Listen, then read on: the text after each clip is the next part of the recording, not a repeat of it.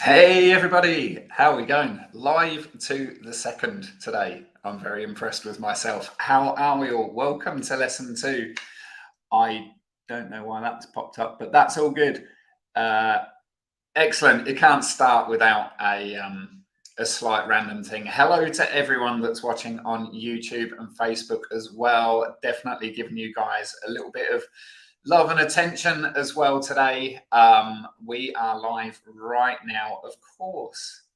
There's a little bit of technical difficulty. That's fine. We'll just edit this out of the replay and I'll go, hey everyone, welcome to lesson 2.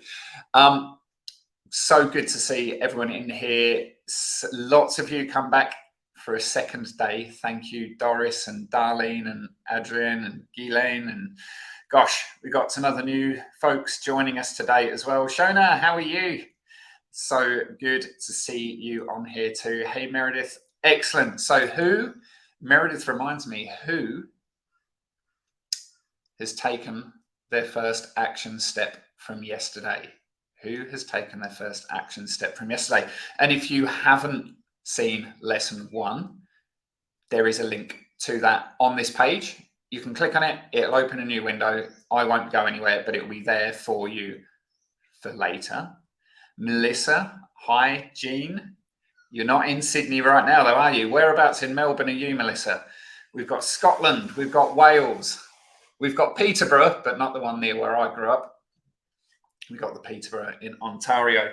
So today, how are we all feeling? We are going into lesson 2. Yesterday in lesson 1, we covered so much. We went into so many interesting and very useful areas. We started by talking about the mindset shift of weight loss, of creating that journey of going from that starvation mode into abundance mode. And that flip that we want to switch, because most traditional mainstream weight loss diets do nothing but keep your brain and your body in that stressed out starvation mode where your body is going to hold on to weight for dear life. And yes, you might be able to starve off a few pounds of muscle and fluids and all those types of things, but you're never going to put yourself in a situation where your brain and your body have got that message of, yes, I can release this weight, I can stop producing these fat cells, and I can keep it off for good. That's the flip we want to make. And we're talking about recognizing why it is that your specific body, your unique and weird and wonderful body, has got that imbalance, and where that imbalance is that's causing that trigger to create visceral fat cells, hold on to visceral fat cells, hold on to those subcutaneous fat cells. Why is it that your body is doing that? And we looked at a few examples in the chat where we sort of took the perspective that when there's weight on the body that we don't want there, that's a manifestation that there's something going wrong and there's an imbalance somewhere in the body and there's other things happening that we need to heal. And how else that looks, people gave examples of their other goal on top of the weight loss, things like lupus, rheumatoid arthritis, chronic fatigue and ME, reflux and gout and digestive issues and all these other things. When there's excess weight on the body, there's a sign that something's not right. There will always be another goal. There will always be another challenge in there. It's never just the weight. So we have to work out why for you. Where is that imbalance for you? What's happening for you that's causing your body to have that excess weight, so we can heal that specifically. One size fits one a lot of the time when it comes to weight loss. This is why in lesson 3 I'm kind of excited, because we're going to do something I've never really I've never at all done ever on any one of my live sessions or series before. We're going to be getting into some of those real nuts and bolts. It's going to be really fantastic. I don't want to give the game away yet, but in lesson 3 we're going to be getting into that. It's going to be a lot of fun. It's going to be so much fun. Also yesterday we looked at those 4 weight gain paths of the hormonal imbalances, particularly with your hypothalamus, your gut, the leptin, the ghrelin, the adiponectin, the insulin, your adrenals, your thyroid. We looked at inflammation as a source of weight gain. We looked at digestion, a piece that so many people miss as a source of weight gain. And of course, we looked at acidity and that diet-induced acidity as your source of weight gain. Who here in the chat now identified with at least one of those weight gain paths yesterday? We've got a bunch of you in here who were here yesterday. Let me know in the chat which of those you identified with. It'd be really interesting to see that. A couple of you there from California. Maybe you should catch up. Go for a turmeric latte. Good job, Christine, as well.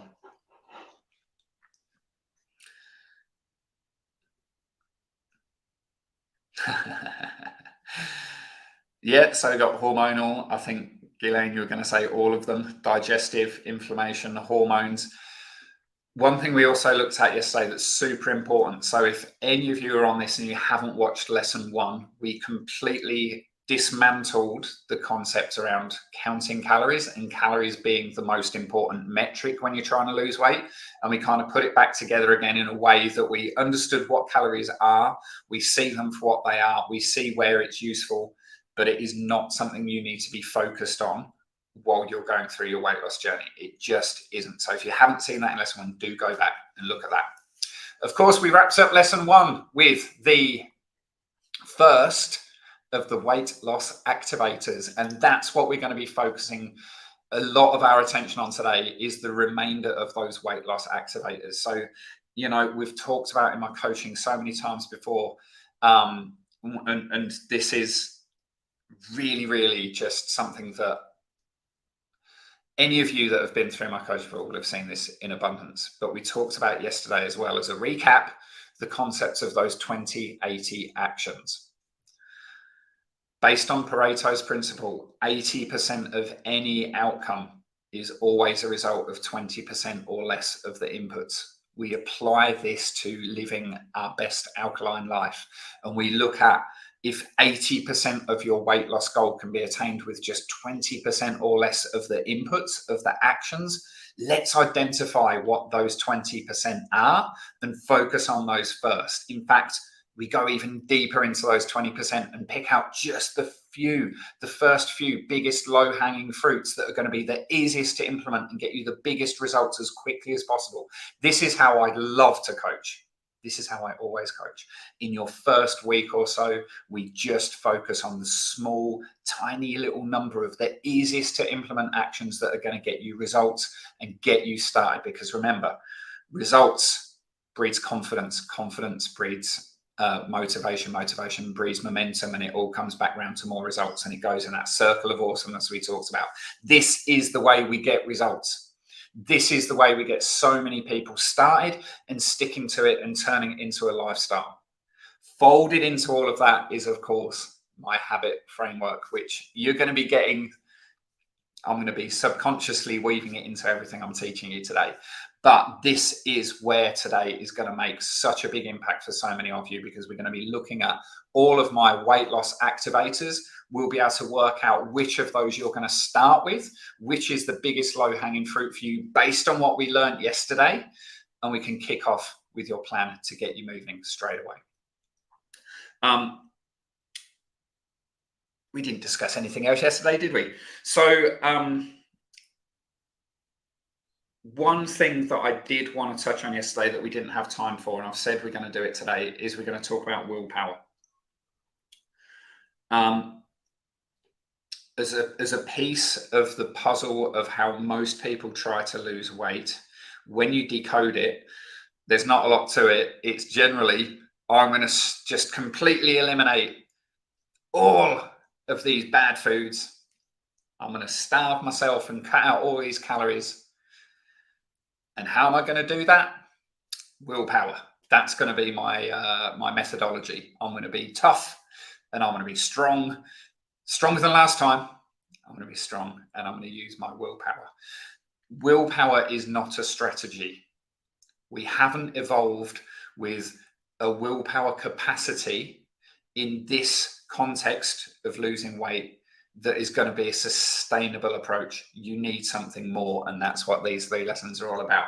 But I do want to touch on willpower a little bit now, because I want you guys to build strategies that completely eliminates the need for willpower. Okay, willpower is a super finite resource. It's really unreliable. It's not going to work in this context. So in today's modern world of ultra processed, chemical laden, sugary, salty, perfect combination foods, and again, I used to work for a very, very, very big beverage company. I was in big food. We're talking a past life many years ago. I can assure you now with absolute certainty, they know how to make foods very attractive and very addictive. You can't win that battle with willpower alone. So we also live in a world and a time where we're being constantly bombarded with marketing messages, advertising, the alarm going off. No, I'm going to hit snooze. Am I going to hit snooze? I'm not sure. No, then I'll get up. Right, what's the first thing I'm going to do? Well, hang on, my kids are coming. What's that question? Can I have? No, you can't have. We are absolutely decision fatigued and exhausted. And willpower isn't just around, am I going to be good with my food? Willpower is utilized every single decision you have to make. For me, what time is it? It's 6:11 in the morning. I've probably made hundreds of decisions already. And it's 6:11 in the morning. Decision fatigue is a real phenomenon.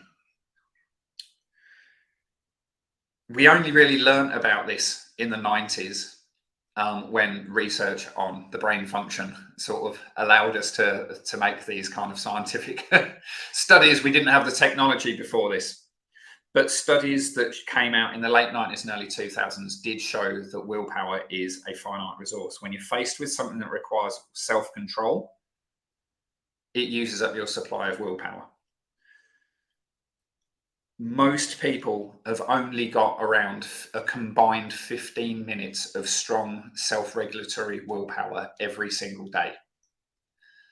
That's not going to get you from waking up at 6, 7, 8 o'clock in the morning through to bedtime at 8, 9, 10, 11 o'clock at night.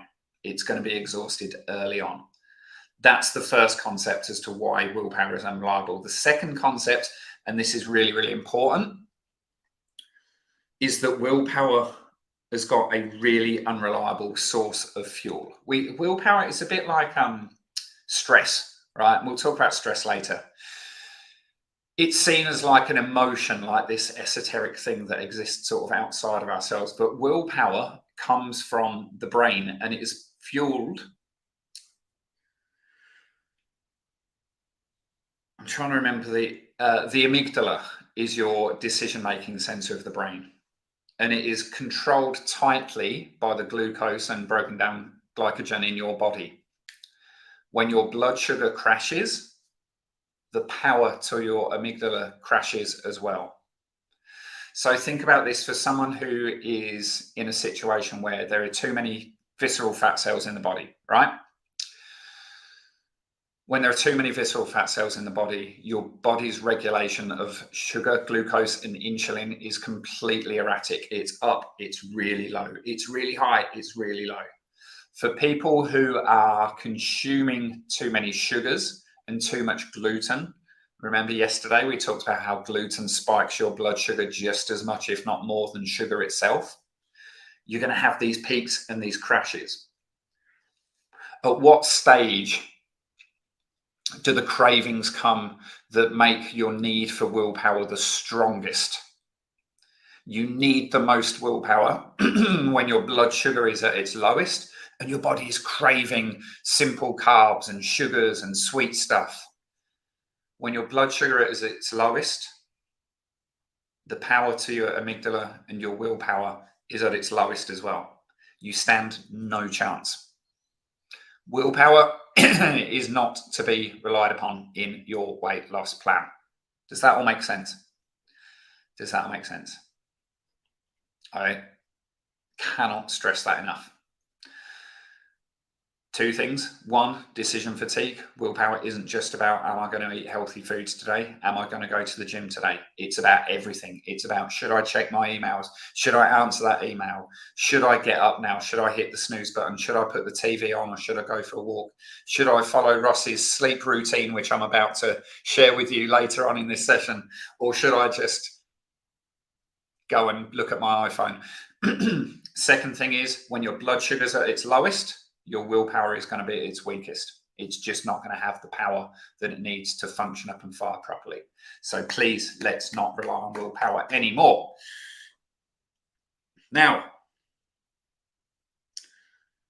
if our brains are not designed for this modern life, right, and our willpower, our decision-making center is not designed for this modern life, certain things are well outside of our control. However, we are full of power. We have the power. Let's focus on the things we can control. And this is where I want to get straight into the training today. The meat of it, so to speak. The bean-based meatloaf of it. And talk about the weight loss activators. Now, we covered one yesterday, so we've got 6 today. There's 7 in total. Some of these are things I want you to add into your diet. Some of these things are things I want you to remove from your diet, and some of them are behavioral. They all form part of the puzzle, but as we get into them, and this is really, really important, I want you guys to know you do not have to do it all at once, okay? Please, please take that on board. Again, going back to that first week, those 20-80 actions, the low-hanging fruit. What I want you to do is you receive these 6 weight loss activators and put it with the 7th that we learned yesterday, is pick one or even one thing from one of the categories and start there. Pick the thing that you think is going to be easiest to implement in your life, in your lifestyle. Again, remember, one size fits one. This is why I love working with people so closely and so individually. And I know that that's hard to do on these sessions. You know, we've got hundreds of you watching across the StreamYard stream on my site, across YouTube and across Facebook and across all the other places we're going at the moment. But one size fits one. So you need to identify which was your weight gain path from yesterday. Which of these weight loss activators is going to be best suited to that? And then within that context, which of these is going to be easiest to implement in your lifestyle now to get you the biggest results with the least amount of effort required? This isn't about trying to be perfect. This isn't about trying to do it all at once. This is about playing a more medium-term, a long-term game and setting up a foundation that's going to make, when you lose the weight, it lasts for a lifetime. So identify those things. Don't feel like you have to do all of this at once. Otherwise, it's going to feel like you're going to be drinking from the fire hose. You're going to be overwhelmed. And do you know, in my experience, the number one thing, I've already told you what it is, what the number one thing is, the number one reason why people do not succeed to implement a healthy lifestyle in the long term? It's overwhelm.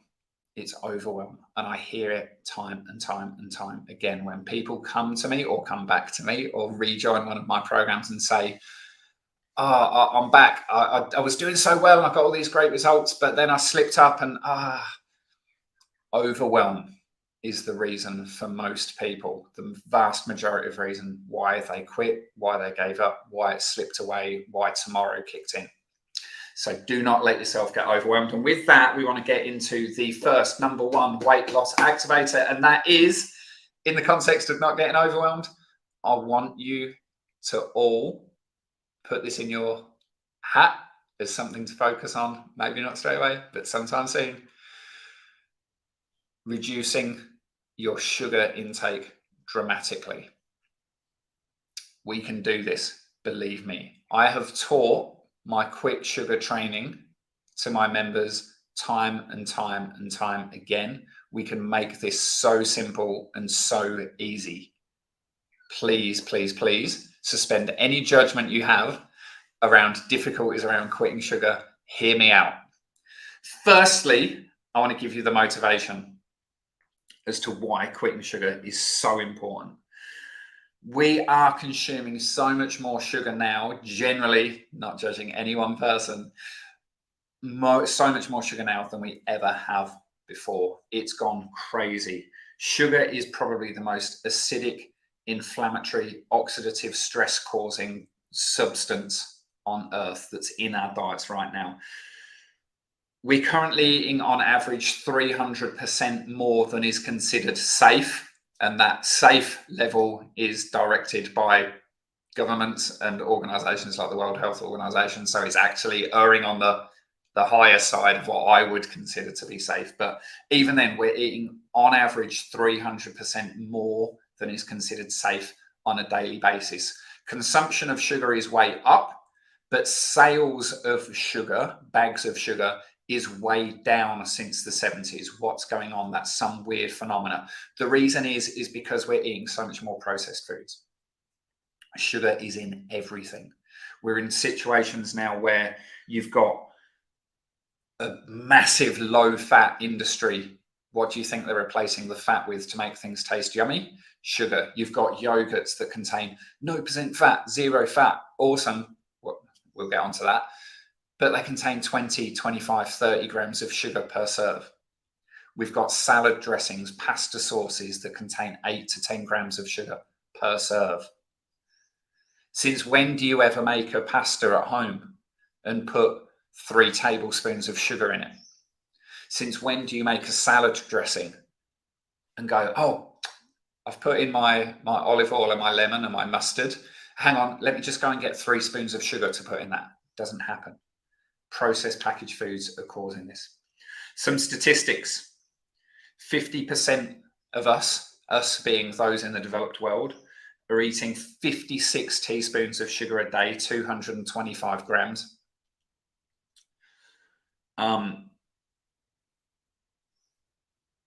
There's a bunch of studies. Again, I don't need to go through the studies on sugar with you. I will put them in the show notes, as you will have seen yesterday.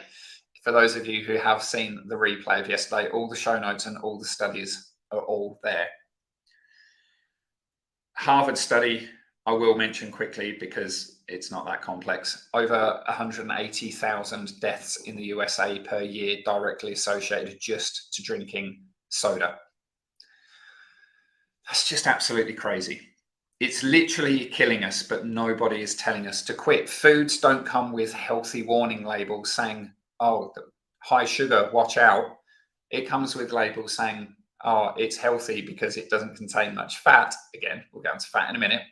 But there's no labels warning us that things contain sugar. It's absolutely crazy. The big food industry has been given carte blanche to put in as much sugar as they want into foods that are then packaged as healthy, marketed as healthy, seen as healthy.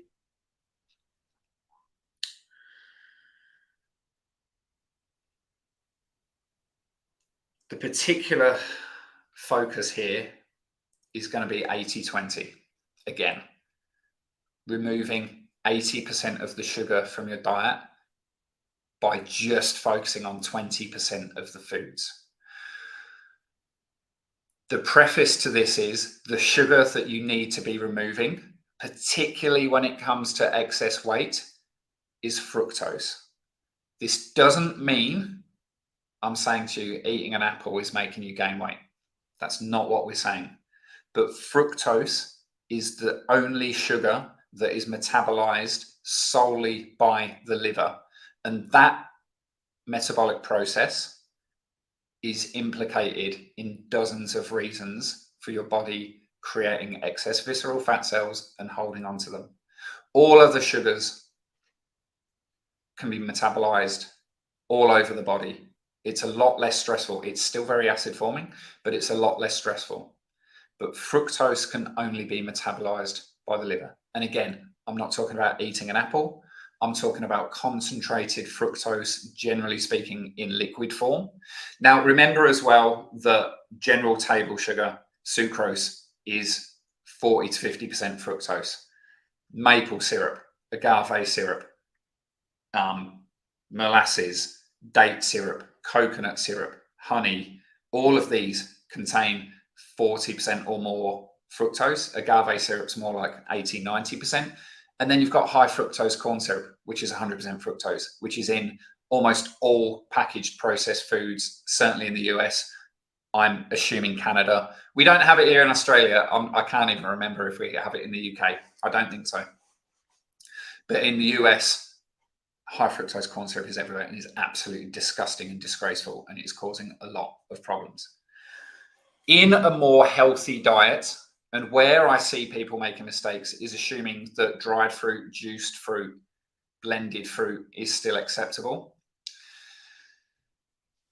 Like we talked about yesterday, you see, have my green juice. Here's my healthy green juice recipe. It's 2 apples, half a pineapple, a pear, 2 oranges, and a leaf of spinach. These juices literally contain as much fructose as soda. It's not to say they don't contain the vitamins, the minerals, the other good stuff that's coming from the fruit, but from a sugar perspective, they contain as much sugar as a soda, as much sugar as a chocolate bar. The liver is processing that fructose exactly the same way. Please, please, please don't be juicing excess amounts of fruits. If you can, and I've got billions of recipes, but if you can be enjoying your green juices without the fruit, it's going to go a long, long, long way towards supporting your weight loss journey. A long way. Taper off half an apple to begin with, quarter of an apple after a week, work your way there. Do you remember the digestive system? Some of those bacteria are directing your taste buds. Your body generally really does get used to the subtle sweetness of vegetables really, really quickly. It gets used to the green drinks really, really quickly. Please, dried fruit, especially like dried apricots, sultanas, raisins, those types of things. So much sugar, the sugar of the whole piece of fruit in that little thing, and you just chuck it all in. You would never normally eat 200 grapes or 20 apricots or whatever. Dried fruit is like candy. Please, please steer clear of it. I wasn't under any illusions that these questions would come in. So yeah, Aicha, I'm not saying no fruits. I'm saying limit your high sugar fruit consumption. So like apples, bananas, pineapples, to 1 to 2 pieces a day. When you eat the fruit, it contains the fiber, which slows down the metabolism, slows the rate at which it's hitting the liver. The liver can much more easily handle it. 2, you're chewing it, so it slows down the metabolism. And 3, you're eating an apple. You're not going to go, I'm a little bit peckish. I might eat 3 apples in the space of a minute, which is what you get when you're having it as a juice, right? Like an apple juice would be probably like 4 or 5 apples, and it's gone in like a minute. Thank you, Janet. And who said, Christine, what fruits can we eat? So the best fruits to be eating are basically berries. Like aside from but those vegetables are really fruits, like avocados and tomatoes. They're absolutely fine, very low sugar. Berries are your friend. I particularly love blueberries. I use blueberries in my recipes. I will have blueberries as a snack. Just love them, have them on top of those chia pots that I gave you the recipe for yesterday. So blueberries, termed brain berries by Jim Quick, for any Jim Quick fans out there. Super, super powerful antioxidants, really good for your brain health. Blueberries great, strawberries absolutely fine. But again, don't go mad on them, but you can include those much more happily into a diet. So fructose is what we want to be focusing on, and it's because of the impacts on the liver. So when fructose is metabolized by the liver, it taxes the liver big time. There's a whole host of outcomes that come from an overloading of fructose in the liver. One is the immediate response is to produce a load of uric acid. So obviously that then has loads of acidity circulating in the body that we don't want, that has to be dealt with, that causes stress, that causes, when blood pH goes down, cortisol goes up, stresses the adrenals. 2, a whole load of inflammation is created. And as we know from yesterday, adrenal stress causes weight gain and weight hold like nothing else. Inflammation causes the body to create visceral fat cells, which then creates its own inflammation and creates that weight loss, weight gain cascade.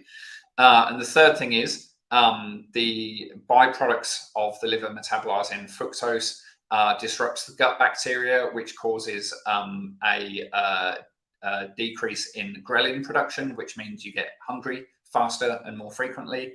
I can't remember the name of the excitotoxin that's produced.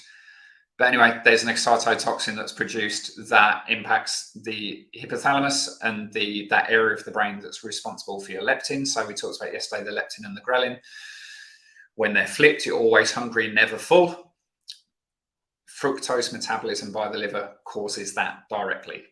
Disrupts gut bacteria, causes uric acid to be formed, causes cortisol to go up, and it causes loads of inflammation. So from the weight perspective, is that all four buckets? All four of those weight gain paths are being ticked by the liver processing fructose? I think it is. So we need to get the sugar out, because again, fructose, normal sugar, any sugar, almost exclusively contains fructose, 34%. The watch is coming off. We're getting serious now. Someone questioned me the other day. I was at a friend's house and they were like, did you just take your watch off? I always take my watch off. Maybe I just shouldn't wear a watch. Certainly, I am not wearing some form of technology Bluetooth on my wrist all day, every day, that's for sure, but that's another discussion. So we need to be getting it out. I was going to show you a slide here of this, but I'm going to quickly run you through it. So when you look at a typical mainstream weight loss plan in like a Sunday supplement of a newspaper, or like a mainstream sort of health magazine, you might get, flat belly in time for summer, all that sort of thing. This is a daily meal plan, like a menu, lifted directly from one of those. I did this a few years ago. And it was, for breakfast, orange juice, some raisin bran with low-fat milk. Okay, sounds pretty typical. Mid-morning snack was a blueberry yogurt. For lunch was an apple juice, a salad, cheese and salad sandwich on wholemeal bread, and a peach. Mid-afternoon snack was frozen yogurt smoothie. Dinner, salad with a dressing, a zero sugar soda, and a spaghetti bolognese.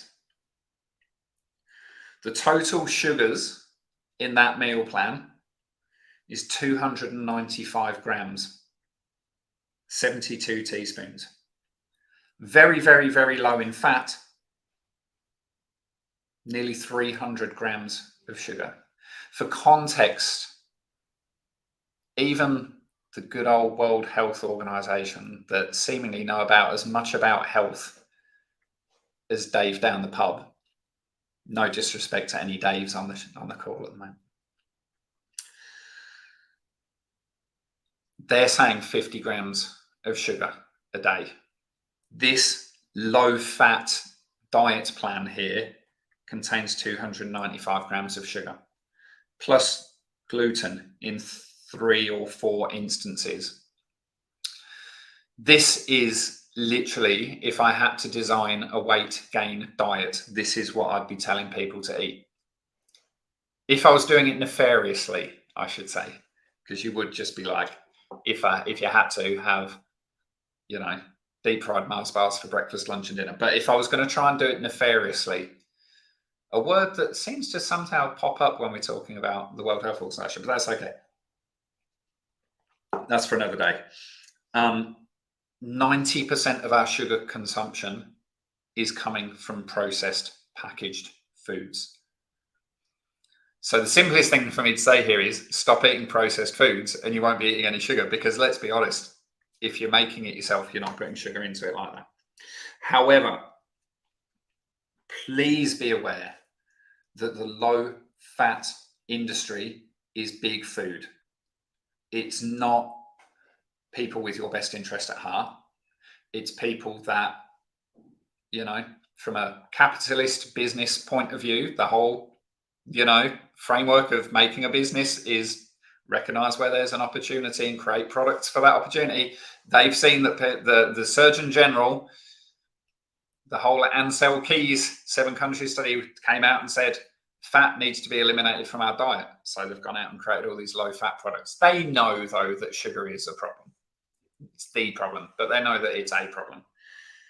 0% fat. Fat tastes good. They replace the fat with sugar. So I've got one exercise for you that I want you guys to take away. And again, you don't have to write all this down and do the exercise now. I will put the exercise in the show notes. One exercise for you now. I've taken hundreds, if not thousands, of my students through this over the years. It works like crazy. It's the 2080 in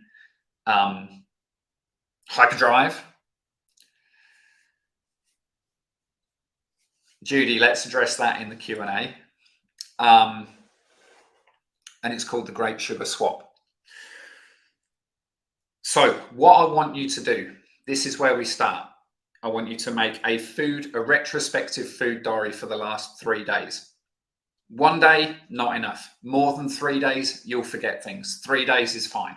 And I want you to put what you've had from the moment you wake to the moment you sleep, including drinks, breakfast, lunch, dinner, snacks upon snacks, beverages you've had, everything for 3 days. What you need to do then is go to the website that I'll give you the link for, which allows you to enter the foods you've eaten into that website, and it gives you the nutritional breakdown of them. It's fantastic. There used to be a really, really brilliant one called Nutrition Data that was run by self.com. We've got others now. They got rid of it. I don't know why. I think it was probably not really making them any money and a big burden on their servers. But anyway, go through and put down how much sugar is in each of the foods that you've eaten. For some of the recipes, you'll have made them yourself. There's still big aha moments in there. I remember years ago, one of my clients was like, I can't work out. We dug into what they're saying, and you know, they were just saying, oh, for lunch I'm having this, for breakfast I'm having this, and breakfast quite frequently was popping up homemade muesli. I'm like, okay, let's just dig into that a little bit. What's actually going into that?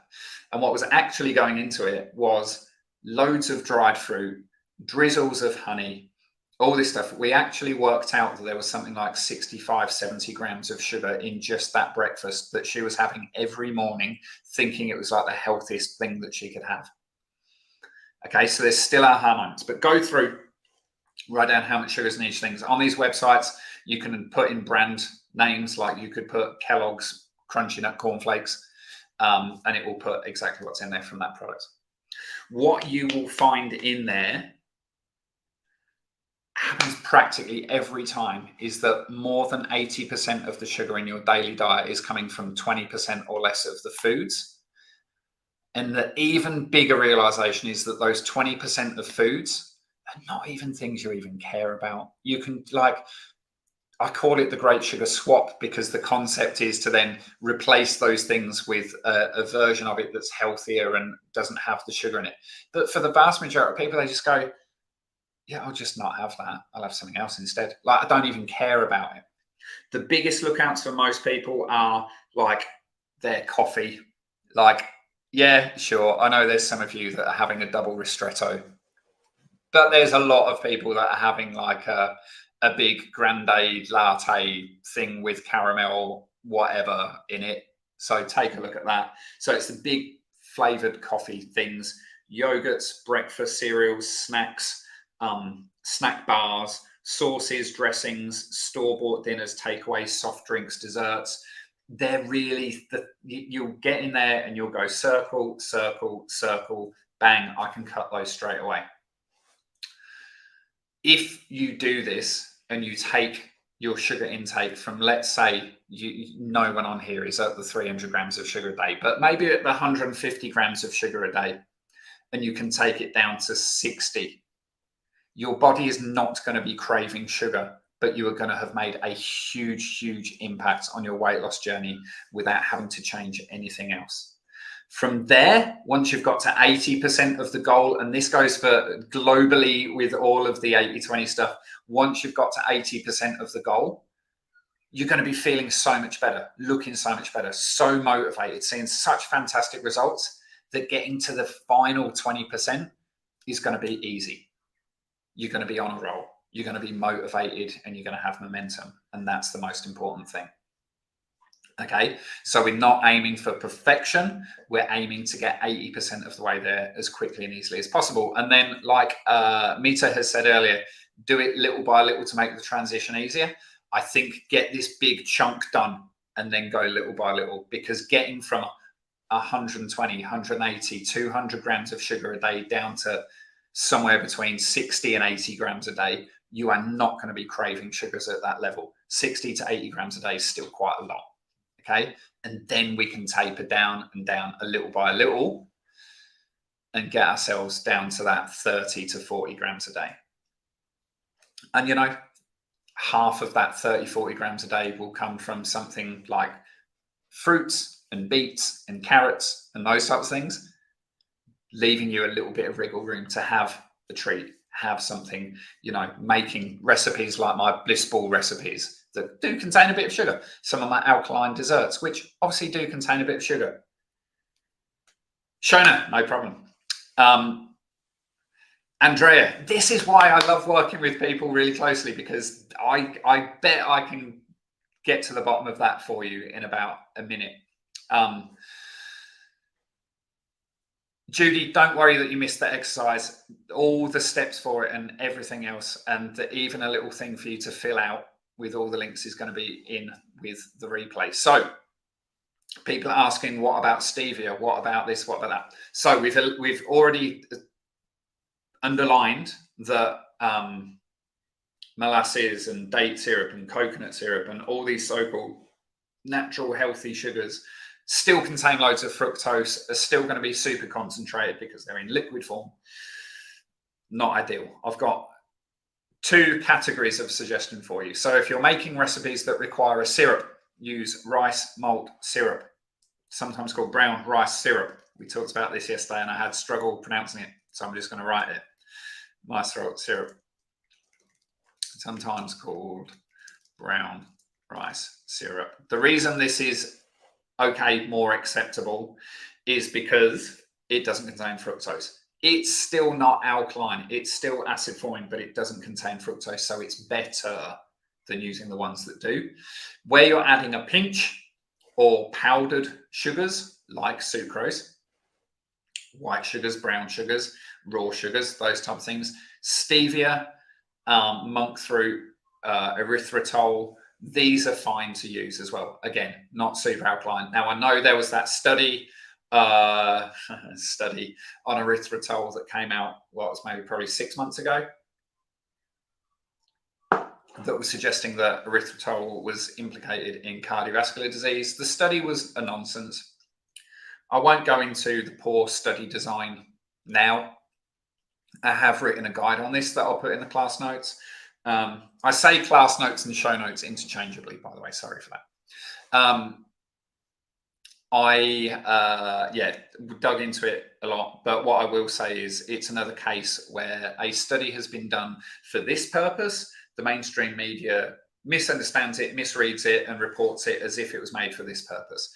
It wasn't about dietary erythritol for a start. It was about circulating erythritol. It was about does it increase risk of cardiovascular events? But it was within people who had already either had a severe cardiovascular event or were severely at risk for a major cardiovascular event. And when you are in that metabolic state, you have erythritol circulating in the body. It's not the erythritol you're consuming, it's the erythritol that is generated within your body. So anyway, yes, elevated erythritol in that environment was a risk factor for someone having another cardiovascular event when they're already in that metabolic state anyway. This isn't about if you have erythritol in your recipe, you're suddenly going to have a heart attack. Stevia, monk fruit, for the powdered pinch, rice malt syrup for the teaspoon of syrup.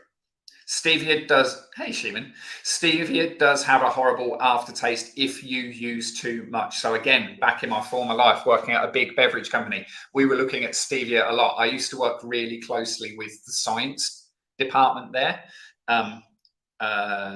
James and French guy, fantastic guys, not a fantastic company. We were looking at stevia. This is how long ago it was. Stevia was not a household mainstream thing back then. That's how long ago it was. Stevia has a taste flavor profile that does this, so you don't need to use much of it, and then it goes crash off the charts, which is where you get back into that horrible bitter aftertaste. You have to use it really carefully, one tiny pinch at a time. Otherwise, you will go off the roller coaster and come down the other side. All right. Gluten, we should talk about here as well, because I do also want you to be eliminating gluten from your diet. Eliminating gluten is much, much easier because gluten you get from pasta, bread and wraps, breakfast cereals. That's about it. Unless you are super highly sensitive to gluten or celiac, you don't really need to be concerned about, you know, the hidden gluten you see sort of sometimes on these websites. It's hidden in like soy sauce and toothpaste and chewing gum. That's not really my concern. Again, we're getting 80% out with 20% the action. So with things like breakfast cereals, don't have those breakfast cereals. Have oats, have quinoa, have buckwheat. I'll give you some recipes to replace sort of porridge oats that contain no gluten. You know, you can make your own granola. I'll give you a recipe for that as well. I'll remember. So I should have like a trigger word whenever I mention that I'm going to put something in the show notes. I should say an unusual word so that when I'm going back through it, I can find it. Anyway, that would be a good idea. Anyway, it doesn't matter. Someone will go through all of this for me and tell me all the things I need to put up. For breads and wraps, sure, you can find gluten-free breads. Aim for the ones, thank you, Adrian. The granola is great, isn't it? Aim for the ones that don't contain loads of crap, right? Look out for the sprouted breads that put gluten back in, the sneaky ones. Sorry, I'm going to backpedal here. Yeah, xylitol, Sherry, I wouldn't recommend. It's very, very highly processed. Really good in toothpaste, really good with the teeth. It's got no advantage over stevia, and stevia is much, much less processed. We don't know enough about xylitol at this stage to go that hyper processing is fine. So use stevia instead. With wraps and breads, yeah, you can get gluten-free versions, but please try to get ones that are as unprocessed as possible. A lot of packaged gluten-free, because something is gluten-free doesn't mean it's healthy. Gluten-free chocolate cake isn't healthy. It's still chocolate cake. We will talk about that now, Aisha. We will talk about that now. With pasta, gluten-free pasta, same thing. Gluten-free pasta, you can get loads here in Australia that is literally like rice flour and water. That's all you need. It doesn't, like Heinz do one that's got about 1,000 ingredients. These other brands do one that's got 2 ingredients. Get the one with 2 ingredients. Then progress to making like zucchini noodles and those sorts of things instead of the pasta. With the grains that you might use, you can use buckwheat, you can use quinoa. Like the gluten swaps are really easy. Really easy. So again, take the first step, get 80% of it out, and then get the last 20% out when you are more so feeling confident, feeling the momentum, feeling the motivation, and then move on to it. Remember, for everything we've said about the dangers of sugar, gluten is just as bad. So we have to work on both. 2 doctors said, don't let gluten go unless you are allergic to it. That's just absolute. Oh, I nearly swore then. Oh, I nearly swore then. There's so much data, so much, just it's unfathomable that a doctor would say that unless they are completely nutritionally unaware, which it sounds like they are. We know for a fact the impacts of gluten on blood sugar. If for that alone, why would we say it's okay to eat something that's absolutely just increasing the risk of insulin resistance that much? We also know the impact of gluten when it's metabolized down into gluten and gliadin, the impact that has on the inflammatory markers in our body. These aren't hard things to test and research, and we know that they happen. We also know that the zonulin that's created when we break down glutenin and gliadin, the zonulin is a third protein, causes or dramatically increases the risk of leaky gut. Its physiological effect is to cause the tight junctures of the small intestine to open. We know all these things about gluten. They're easy to test. I don't understand why a doctor that has got any sense of nutritional training would suggest that you shouldn't get rid of the gluten. That's absolutely bonkers. Absolutely bonkers. My biggest suggestion to you, Aisha, is to find new doctors that are nutritionally aware. It's a bit of a pain, but it can be done. There are a lot more prevalent now. I know this because if I could plot the chart of the number of people that email me and say, I've found you because my doctor told me to look you up, has gone like this over the 20 years that I've been teaching this stuff. Barley does have gluten. Corn flour is okay.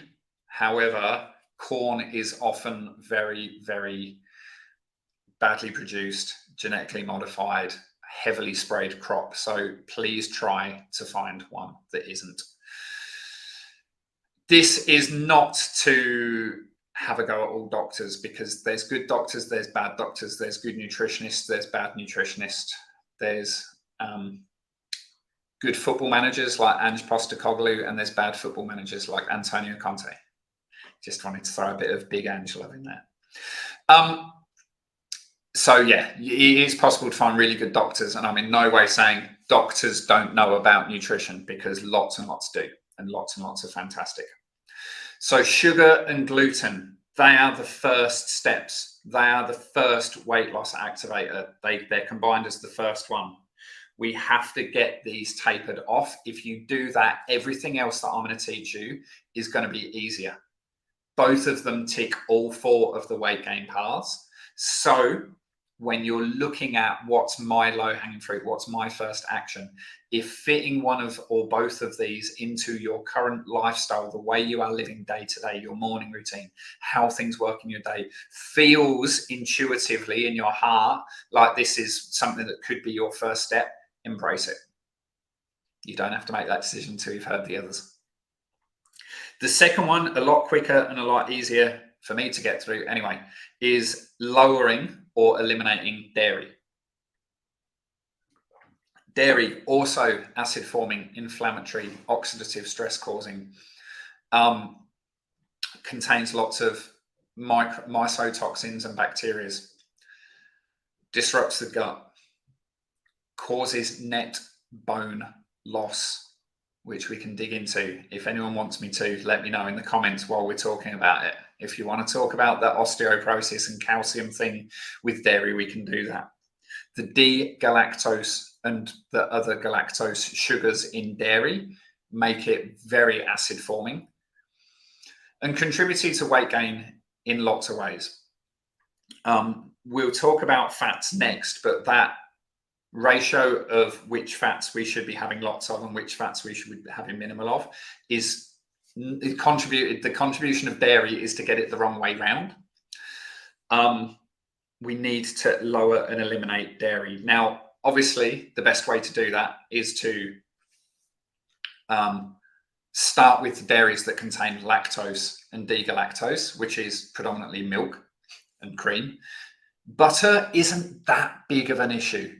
Butter isn't that big of an issue. It's not alkaline forming, but it's certainly not the worst of the dairies.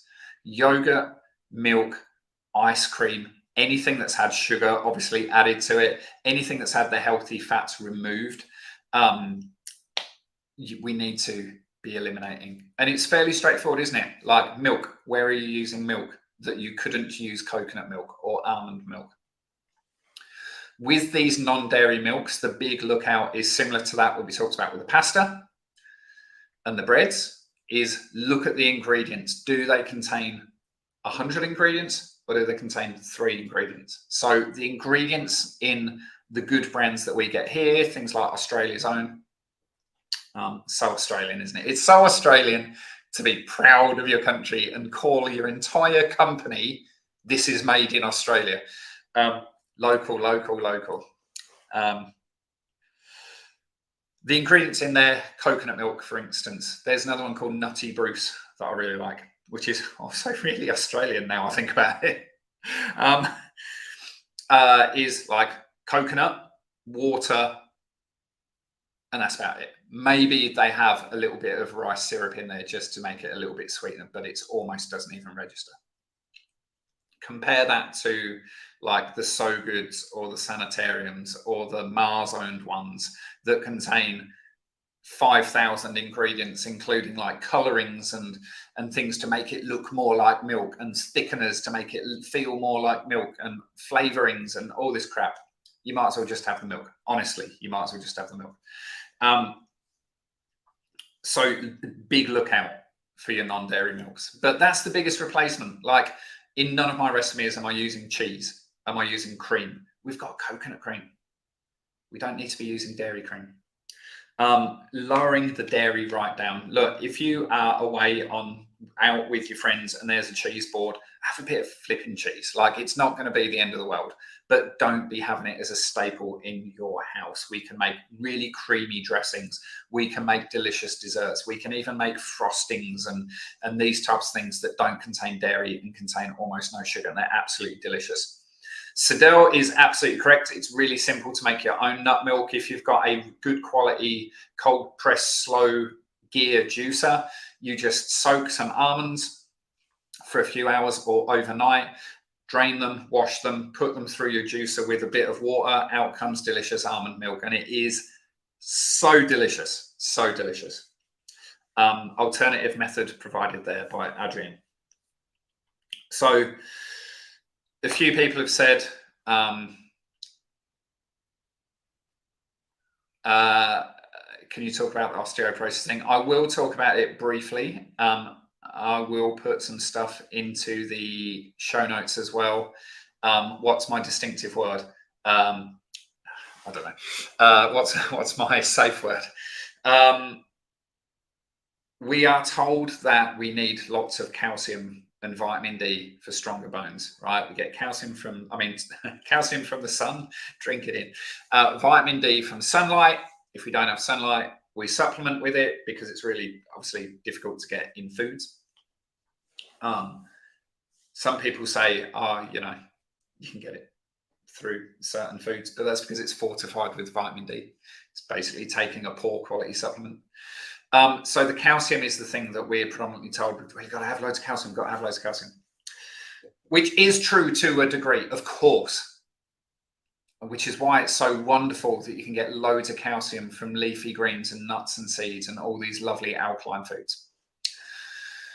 Calcium from dairy, on the other hand, when you have calcium from dairy, this actually causes a net calcium loss from the body.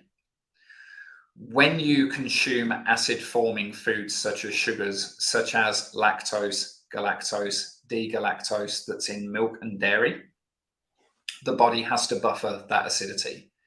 In situations where your kidney functioning or your kidney buffering capacity is exhausted, which is almost immediately, because we haven't evolved with an acid buffering internal capacity that was built for the modern standard Western diet. We were built for one for a prehistoric life where we would maybe occasionally stumble upon some berries.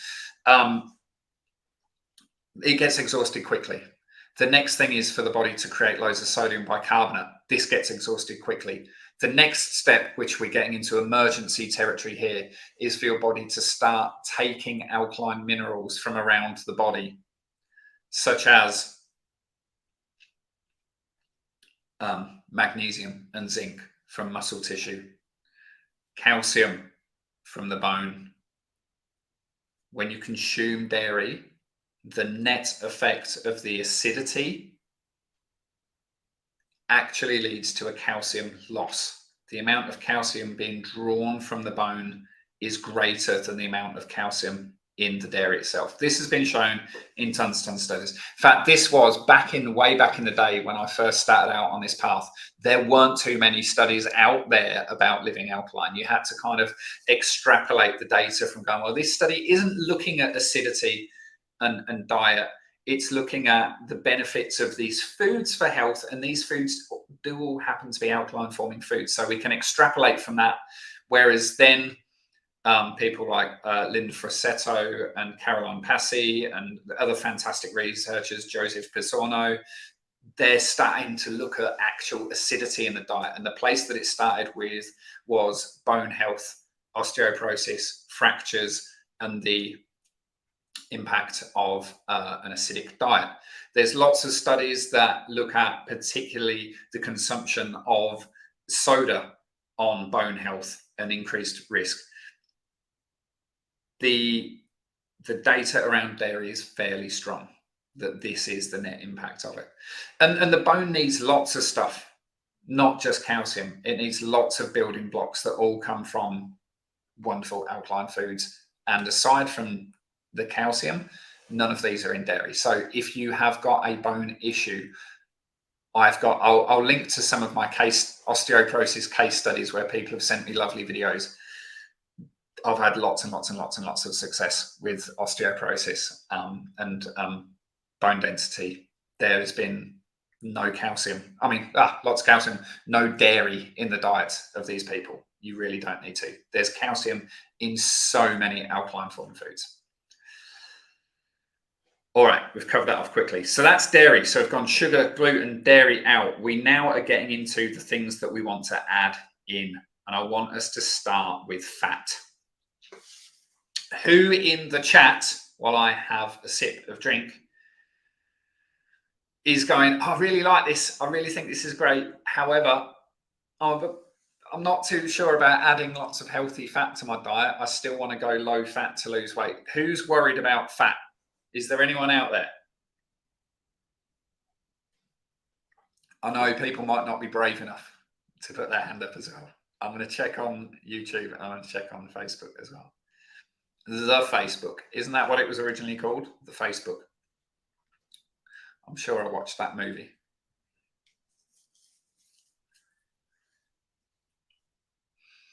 All right, let me get back to the comments.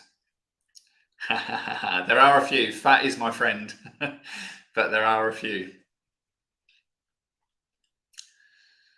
Awesome, awesome. It's good that there's a mix. The data on fat is so strong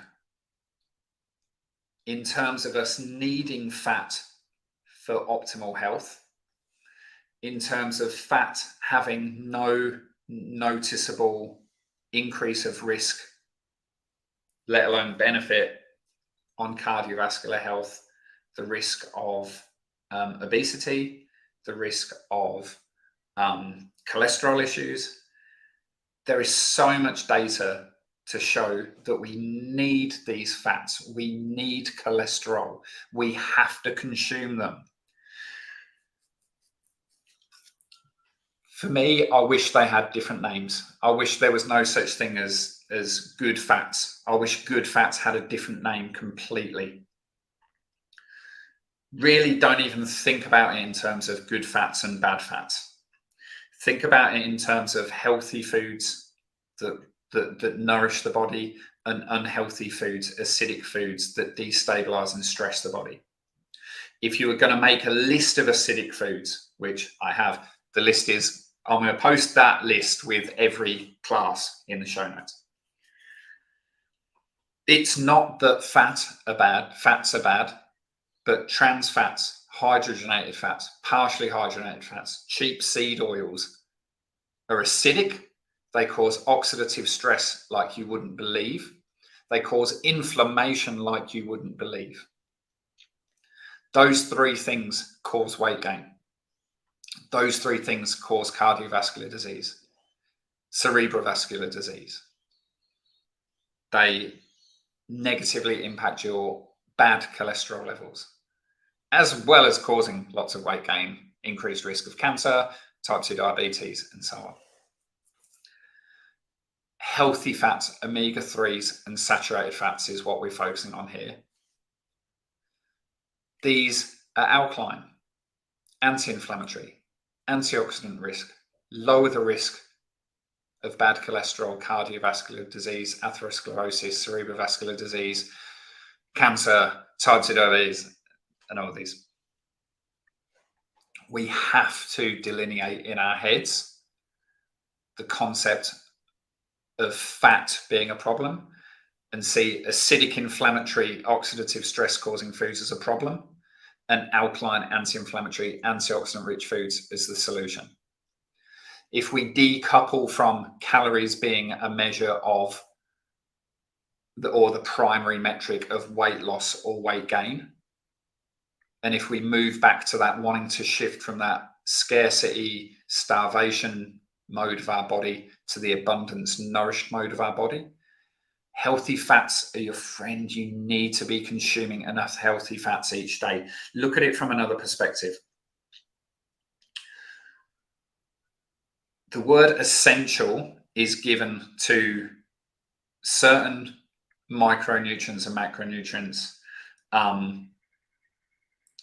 like essential vitamins and minerals. When they're given the word essential, it doesn't just mean they're important. The word essential means that your body cannot create them through putting together other building blocks and processes within the body, and your body needs them. So an essential nutrient like vitamin C is an essential nutrient. Your body needs it. If you had zero vitamin C, it would cause serious health issues. Your body needs it, but you have to eat it. Your body can't manufacture it. They're called essential fatty acids because your body needs them and it cannot manufacture them itself. We have to get enough omega-3 and saturated fat and healthy cholesterol, or your body is going to suffer greatly. Your brain in particular, cholesterol is so important to your brain. And I know that this is blowing the brains of lots of people as they watch this, but the data is so solid on this. I honestly would not be saying this without, believe me, I wouldn't be saying eat saturated fat, eat cholesterol, eat these fats if the data wasn't absolutely rock solid. Because when I first started on this journey, I wouldn't have thought this either. In fact, it's only probably been within the last 12 years that we've kind of gone, oh, hang on. Geez, saturated fats aren't the bad guy. We need these, right? If you look at some of my guides and blog posts back from 2003, 2004, I probably wasn't saying eat saturated fat, but the data has proven this to be absolutely critical. There's a few studies that, again, you'll get the links, but I do want to just touch on here. Study 1 is called The Association of Dietary, Circulating and Supplementary Fatty Acids with Coronary Risk, a systematic view and meta-analysis done by Professor Chowdhury and published in the Annals of Internal Medicine. This is where Chowdhury and his team looked at 72 of the best studies on fat and heart disease, which covered more than 600,000 people from 18 countries. And the conclusion here was that they could find no link between either total fat, so that's even eating all the bad fats as well, or saturated fat and heart disease. The particular focus of this study was trying to find out if fat increases heart disease risk across 600,000 people from 18 different countries. So taking into consideration all demographics, all life stages, all medical preconditions and history, all cuisines, there was no link between total fat intake and heart disease risk. There's more. The second study is a review of 21 studies done with 350,000 people over 23 years and showed that saturated fat was not associated with an increased risk of heart disease, heart attack, stroke, or death. Third study was, this one is actually really interesting. So this was a meta-analysis of all of the high quality studies. So all of the randomized controlled trials that were conducted right up until that first US Surgeon General saying, stop eating fat is causing heart disease. So all of the studies that led up to there that were actually RCTs, randomized controlled trials, up to that point, and none of them showed that if you lowered fat, saturated fat, or dietary cholesterol, there would be a reduction in heart disease. This is really, really important to get your head around, and I feel like we're going to spend a little bit of time on this.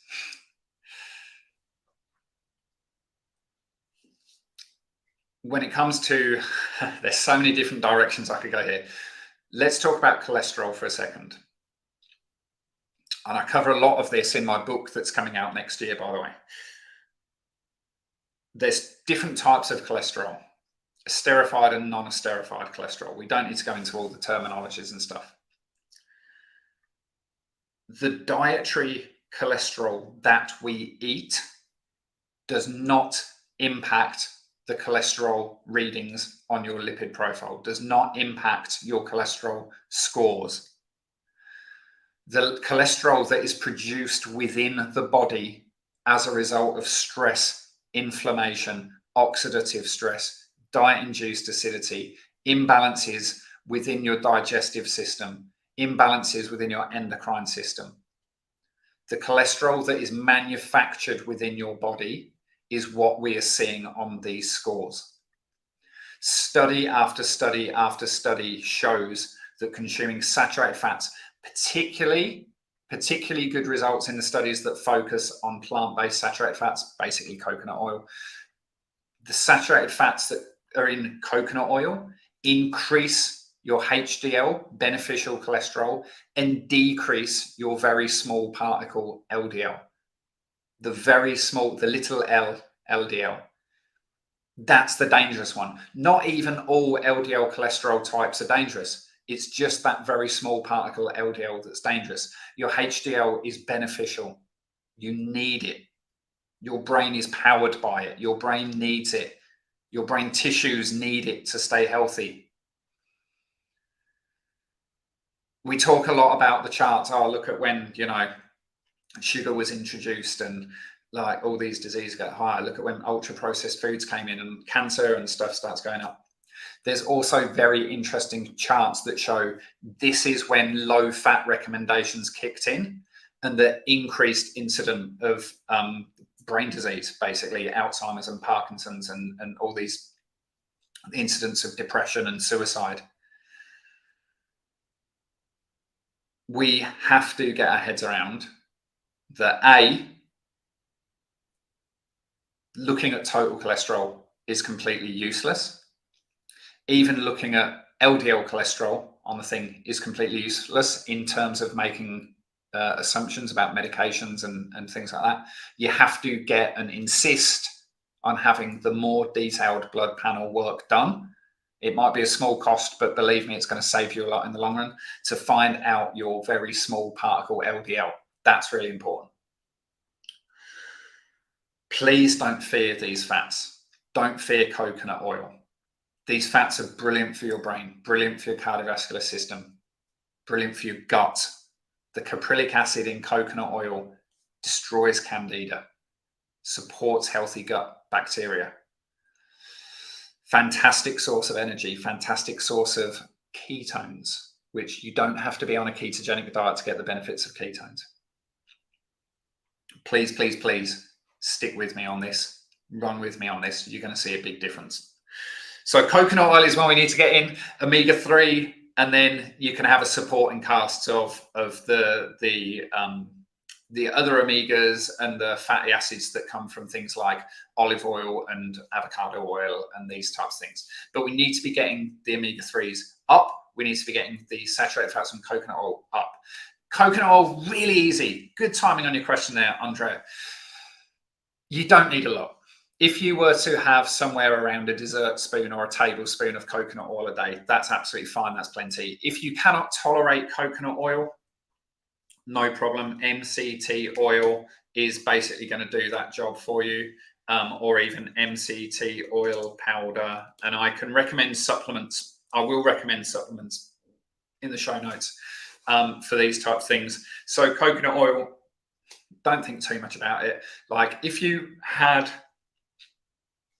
300 mils of coconut oil a day, that would be problematic, but you're not. You're having a tablespoon a day, and you can put it in your smoothie, put it in your oats, cook with it. Have it, if you live in a country where your coconut oil is liquid because it's warm, have it off the spoon, or have your MCT oil off the spoon. Stir it into any recipe. Like, it's so easy to get. Omega-3, a bit more tricky to get, and this is why I do recommend a supplement. I recommend that you get 3 grams of omega-3 a day. 3 grams a day. Someone mentioned earlier having your ratios of omega-3 to omega-6 and 9 in check. We want to be aiming for at least 1-1-1 ratio, ideally more omega-3 than 6 and 9, so a 2-1-1 or a 3-1-1. That's really important. Most people are like 1-5-30 or something, because obviously processed foods and all those cheap vegetable oils are super high in omega-6 and 9 and not really any, well, literally no omega-3. So lots of people that are having loads of like, safflower oil, canola oil, those type of things are getting tons and tons of the wrong omegas. And having tons of those wrong omegas is really inflammatory. You have to have it in balance. So not many of those and loads of omega-3. So things like oily fish, a great choice. Roe, a great choice. I don't eat fish, so it's not for me. But plant-based, getting chia seeds and flax oil and nuts and seeds, leafy greens contain omega-3s. Yes, they do. But supplementation, I think, with omega-3 is a smart move, because it's got a very high upper tolerable limit, which means having too much means it's not a problem. There isn't really a too much level of omega-3. Meta, that's exactly what I'm saying. Having canola oil is terrible, is exactly what I'm saying. Sorry if that wasn't clearer. That's all right, Julie. No problems. Anyone that gets here late, that's okay. So yeah, supplementing, I think, with this is important, because it is really important to every day get that baseline. So having, your most omega supplements will be about a gram of omega-3. It will be a mix of EPA and DHA. So having 3 grams a day. So if you take 2 grams as a supplement, and then you'll find room to get oils in other ways. There's lots of ways you can do this. Having a breakfast like we talked about yesterday, very simple. You can dress it with flax oil. You can include some extra sort of nuts and seeds or whatever sprinkled in within it. It's already got lots of healthy fats in it inherently, because of the other ingredients. So yeah, that's easy, and you can cook it in coconut oil. Simple, done. If you're having your turmeric latte first thing in the morning, you're getting coconut oil in there.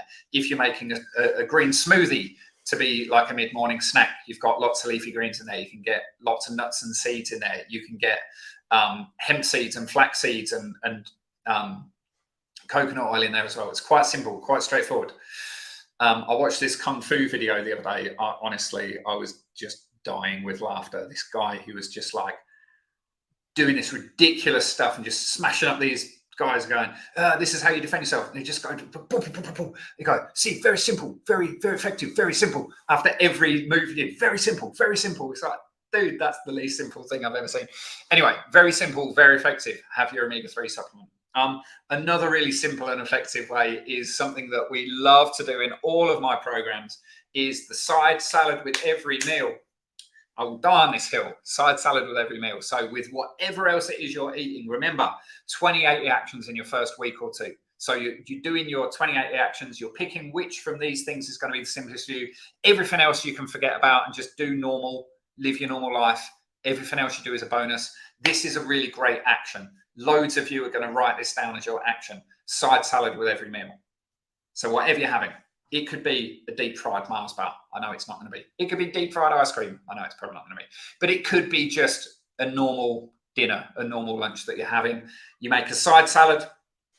You grab 2 handfuls of greens. Any greens, doesn't matter. Spinach, arugula, or rocket in our language, kale, lettuce, whatever it is. 2 big handfuls of greens. You dress it with flax oil, bit of lemon, bang.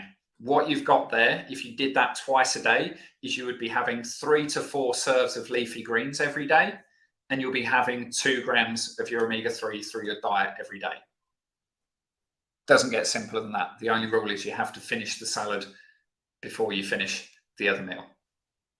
Does that make sense? Is that a good idea? Do you think you could do that one? I think that would be a good one. So in terms of the benefits of having the healthy fats for weight loss, I made a list here of 8. I probably could have gone on more. Increased satiety. So again, harking back to my big food days, the satiety, the satiation formula is basically protein plus fiber plus fat. If you give people those 3 things, they won't be hungry. So increased satiety improves your metabolic rate, it improves your insulin sensitivity, it reduces fat storage in the body, it increases fat oxidation, which means using fat for fuel.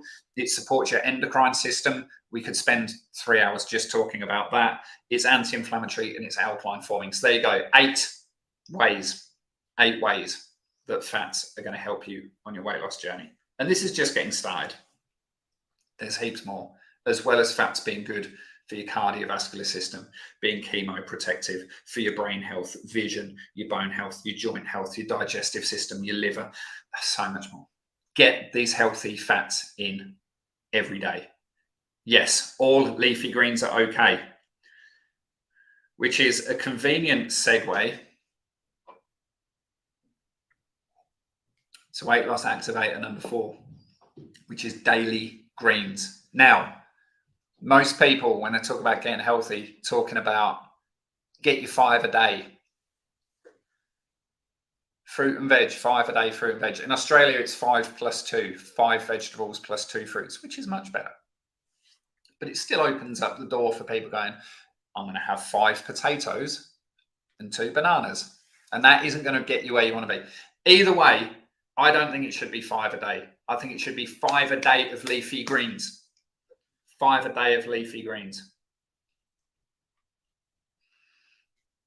If you can do this, your life will change. I absolutely guarantee it. I guarantee it. If you can get 5 serves of leafy greens a day, your life will change. Study that I love to chat about. So glad they did this study. It's called Identifying Powerhouse Fruits and Vegetables. I know some of you will have heard me talk about this once or twice before. The researchers, for whatever reason, looked at the micronutrient content of all different fruits and vegetables. So the micronutrient content being vitamins, minerals, antioxidants, those types of things, whereas the macronutrients are fats, protein, fiber, those sorts of things. So we're looking at the micronutrients to list out in order of strength, powerhouse strength, awesome word they chose to use, which fruits and vegetables are the most nutrient dense for micronutrients, vitamins, minerals, antioxidants, phytonutrients, those sorts of things. They listed the top 42, which is a curious number to list. The interesting and exciting part of this list is the top 15 most powerhouse fruits and vegetables were all leafy greens. 39 of the top 42 were all strongly alkaline forming foods, and the other 3 were those lower sugar fruits, basically spinach and blueberries and those things. The top 15 were all leafy greens. Leafy greens are an abundant source of every antioxidant you can imagine, from the anti-cancerous antioxidants, the anti-inflammatory nutrients, the alkaline, beautiful alkaline forming, the chlorophyll, the protein, the healthy fat macronutrients, the zinc, the sulforaphane, the potassium, the calcium, all the things you need, magnesium in abundance. Life doesn't exist without magnesium. We need loads of magnesium. There's studies done that look for the correlation of deficiencies of minerals in people with significant health challenges. The vast majority of the time, the outstanding correlation is that they are all magnesium deficient. Magnesium is abundant in leafy greens. They're so good for you. They're so important. They tick those boxes: alkaline, antioxidant rich, anti-inflammatory. You've got to get loads of leafy greens. And if you get 5 a day, you will be buzzing. More buzzing than me talking about leafy greens. Can you imagine that? Have you ever seen anyone get so excited about the food in their life? You've got to get your 5 serves of leafy greens a day. They are absolutely essential. And the easiest ways, let's talk about some of the easiest ways. The easiest ways. Number 1, side salad with every meal. We've already talked about that. Number 2, obviously having a green juice each day. If this can be your one action that you take from this, to have a green juice each day, your life will change. You will be getting 4, 5, 6 serves of leafy greens before you leave the house in the morning. You can put your turmeric and ginger in your juice. Or a green smoothie, where you can get your 4, 5, 6 serves of greens, but you can also get in your healthy fats, and you can also get in there some alkaline protein powder or some ashwagandha or some maca or some of these other superfoods. That's 3 ways already that you can get your leafy greens each day. Can you do this? Can you incorporate wilted spinach into your meals, into sauces like your pasta sauces, your soups before you blend them up? I love to do that. I cook my soup in my big pot. When I put it in my blender as I'm about to blend it, I throw in a load of spinach, blend it through, it disappears. The kids don't even know it's there. Wilted spinach with any cooked meal. 3 serves of spinach goes down to about the size of a pea when you wilt it down, and it's like, oh, one little mouthful. It's easy to do. It's easy to do. I want to talk about that in the Q&A, Dory. Can you please remember to repost that when we get to the Q&A? I have answers for you. I have answers. Weight loss activator number 5 is the last food-based weight loss activator, and it's every day getting your powerful anti-inflammatories. There's lots of anti-inflammatory foods: asparagus, garlic, bell pepper, leafy greens, healthy fats. But the most powerful and probably most researched single food on earth is, of course, turmeric. And its best pal, the second on the list, ginger. If we can find a way, I'll be giving you, there'll be recipes in the show notes, Laura. Do not worry about that. If we can find a way to get turmeric and or ginger into our diet every day, again, this is why I keep talking about these 20-80 actions. If you can do 1 or 2, pick a handful of these and get them implemented as daily habits, it just makes such a difference. And then when you've got the results from that huge difference and you feel good about yourself and you can see those results, it gets that motivation going and the momentum going, and it's that circle of awesome, and it just keeps growing and growing and growing. There's a few different ways we can get the turmeric in each day. We've already talked about the turmeric teas and the turmeric lattes a bunch. The recipes on those were yesterday. So you'll find those underneath the replay of lesson 1. There's other ways. There's lots and lots of other ways as well. So putting them into your juices. Turmeric and ginger go into every single green juice I make. Into your smoothies. Some smoothie recipes work better than this with others, but get them into your smoothies. I love to blend turmeric into soups. So when there's soups that are being blended, throwing some turmeric in, it adds, you don't really get that distinctive turmeric flavor, but it adds this sort of depth and richness to the soup. Works fantastically.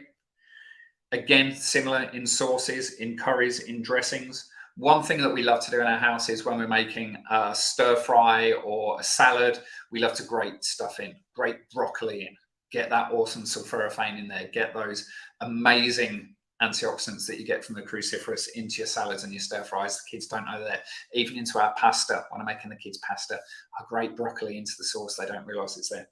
You can grate turmeric and ginger into any salad and stir fry, and it adds an unbelievable flavor, and it's absolutely fantastic. When we're making cauliflower rice in our house, which is a great way and a great alternative, not that you need an alternative for rice, but cauliflower rice is delicious and it is very nutrient dense. Cooking the cauliflower rice in turmeric, unbelievable. A little bit of coconut oil, a little bit of turmeric, add a little ginger if you want.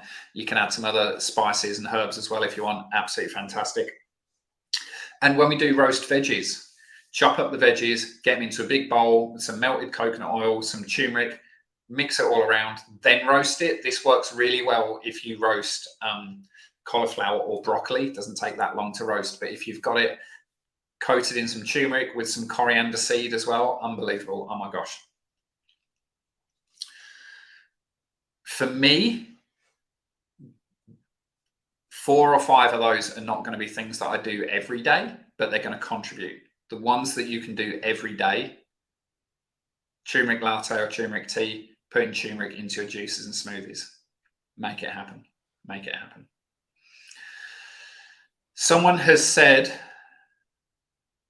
how much turmeric to put in. You want to be aiming for about a centimetre of turmeric. If you add that much ginger as well, fantastic. But a centimetre of turmeric a day, basically. In terms of powdered, that's sort of just below a teaspoon a day. Is it fresh turmeric and ginger, not powdered? We covered that in a fair amount of depth yesterday, so I'm not going to go through that again now. But there is an article in the show notes from yesterday's session that discusses that. Can you have too much turmeric? Not if you don't have a condition or a medical contraindication to anything that could be considered blood thinner, no.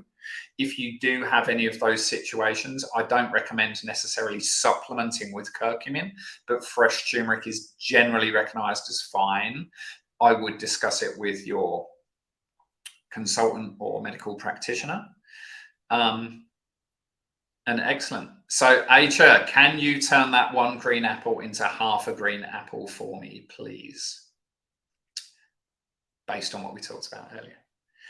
So, the last of the weight loss activators, and this is a blind spot for a lot of people,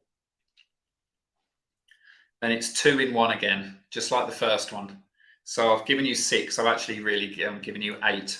And then there's the one from yesterday, so that's actually 9. So I'm over-delivering again. I'm just kidding. Weight loss activator number 6 is stress and sleep. Who here wants to tell me about their sleep? How's your sleep and how's your stress?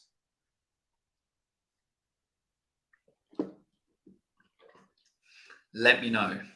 Let me know. How's your sleep and how's your stress? There's a bit of a delay, so I'm just waiting for a bit now.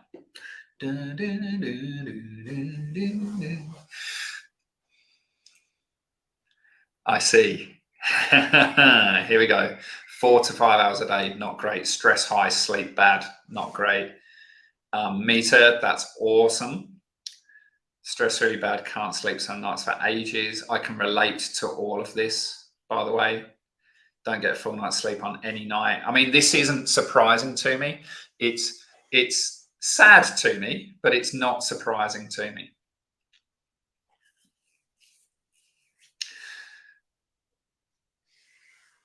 Yeah.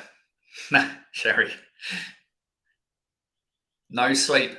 Is that no sleep issues, Marsha, or no sleep at all? So, Marsha, shout out to the Facebook crew. Barbara, I love your username. So, right, guys, let's talk about stress first. We talked about the adrenals yesterday, didn't we? And we've talked about how stress isn't just an emotion we feel, but it is a physiological response in the body. If you are consistently experiencing high levels of stress, it is going to be practically impossible to lose weight consistently. It's going to be impossible to lose weight voluminously, and it's going to be impossible for it to stay off in the long term, because while your body is staying in this stressed state, as soon as you are losing fat from your body, this is stressing your body even more. The fat loss is stressful for your body, and your body will look at as many ways and as quickly as possible to put the fat back on and get the fat back on, because in a state of stress to your body is not just going, this isn't anything to do with food or scarcity. I'm stressed about my accounts or my kids or my husband or wife or my mortgage or whatever. Your body isn't just doing that. Your body is just going, no, I'm stressed and I don't know what's going to happen or what is happening. All I know is famine's coming and I need to hold on to fat as much as possible. The data suggests that as much as 70 to 80% of any conditions that a doctor will see in his office on any given day is related to stress. We have to get on top of this. And there's no way is there any suggestion that we can prevent stressful events from happening in our life. But we do have some control over our response to stressful events happening in our life. This is really important. Go back to prehistoric times, millions of years ago. And when we look at how our stress response evolved, we'd be in a hunter-gatherer community, chilling out. A wild predator would appear, a saber-toothed tiger, and we'd get scared. And our stress response would kick in to help preserve us. So this is what happens in our body when that stress response kicks in. Blood sugar rises to deliver more glucose to the brain, which is very handy in this scenario that we're being attacked. Your blood pressure goes up so you can deliver more oxygen to your brain. The amygdala, that emotional decision rational part of the brain, becomes hyperreactive, becoming vigilant to all the stress and the threats that are around you and your escape path. And your blood becomes more prone to clotting so that if you do get attacked, you won't bleed to death. It tries to keep you safe. Can you see how this doesn't quite relate to the stress of, I can't believe my boss has just emailed me at 3 o'clock on a Saturday afternoon, or I can't believe that bill's just come in that I wasn't expecting, or I can't believe my teenager, which I've got coming up very soon, is behaving this way and being so teenager-like. We aren't getting infrequent stress responses anymore. Getting attacked by a lion or a rival village coming to try and take over our village, that wasn't happening all day, every day, millions of years ago. We're activating this stress response all day, every day now. Our email inbox, social media doom scrolling, our kids playing up, perceived money stresses, social anxiety, work deadlines. All of these things are activating this stress response in our body all day, every day. And these mechanisms that are helpful in the short term while we're being attacked are devastating when they're chronic and all day, every day. We talked about the hormonal weight gain path yesterday. Stress is activating almost every element that we talked about yesterday, from our adrenals to our hypothalamus, to amygdala, to our thyroid, to our pancreas, to our gut, to all of those hormones, the cortisol, the adiponectin, the insulin, the leptin, the ghrelin. All of these are being negatively impaired, impacted, and sent out of balance and flipped because of stress. This is really, really important that we get hold of this and take action on it. We're not going to get to where we want to be with our weight if we're activating this stress response all day, every day. And think about our overall health, right? Blood sugar going up. That's related to fatigue, gaining weight, high blood pressure, type 2 diabetes. The blood pressure going up, the same things. The emotional brain. If that's happening all day, every day, that's anxiety. That's adrenal stress and adrenal fatigue. That's cortisol going up and pH going down. Stress also switches things off. It switches off sleep quality. It switches off libido. It switches off concentration. It negatively switches off or impacts the balance of gut flora. The gut hates stress. Stress is terrible for your gut balance. There's 3 things that we can focus on to try to get a hold of this. This could be where you start with your 2080 actions. I'm by no means a psychologist or a psychiatrist or any sort of level of expert in this area, but I can identify that this is an issue. The research is clear, and make suggestions around it, meditation is suggestion number one. I would suggest that most of the people on this session right now, most of the people that are watching the replay right now are aware of the benefits of meditation and know it's a good thing to do, but very few of us are doing it on a regular basis. And we should really be looking at that. The suggestions that I would have, waking up, the app called that, not the concept of waking up, Headspace, they're my two favorites. Insight Timer has got some good ones as well, but Headspace for beginners, I didn't think I could meditate. I was in that camp of, I can't meditate. Headspace, session 1, day 1 on their free program. I think it's called 10 in 10, which is like 10 minutes of mindfulness for 10 days. Session 1, I came out of after 10 minutes going, oh, maybe I can meditate. That's weird. Just the guy, Andy Puddicombe, is just brilliant. Brilliant name as well. Give that a go. If you want to go a little bit deeper and understand more about mindfulness, the human brain, the concepts around thought and all of that, waking up is brilliant. Sam Harris. Dan Harris does other meditations. Sam Harris, waking up is absolutely fantastic. The way he explains things will blow your mind. And they're really good sessions as well. If we can do this, it will be a huge help. The second thing, maybe this will be your first action because meditation is a bit daunting to you. Breath work. There are loads of excellent breathwork practitioners out there. One exercise that I keep coming back to over and over again is the 1-4-2. 1-4-2.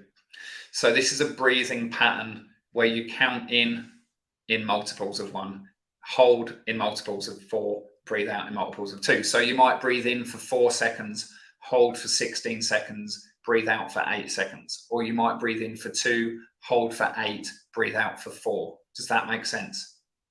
Do this 10 times with your eyes closed. It's a form of mindfulness meditation as well, because you're focusing your brain on just the counting, not on this, that, yesterday, tomorrow, what might happen, what has happened, all of that stuff. It quietens the monkey mind and you focus on just the breathing. This breathing pattern is reported as well to stimulate the lymphatic system, which is just another added benefit. But for me, this is a form of breathing, of breath work, of meditation that I love, and it makes a big difference. It really helps quieten the mind and reduce stress levels.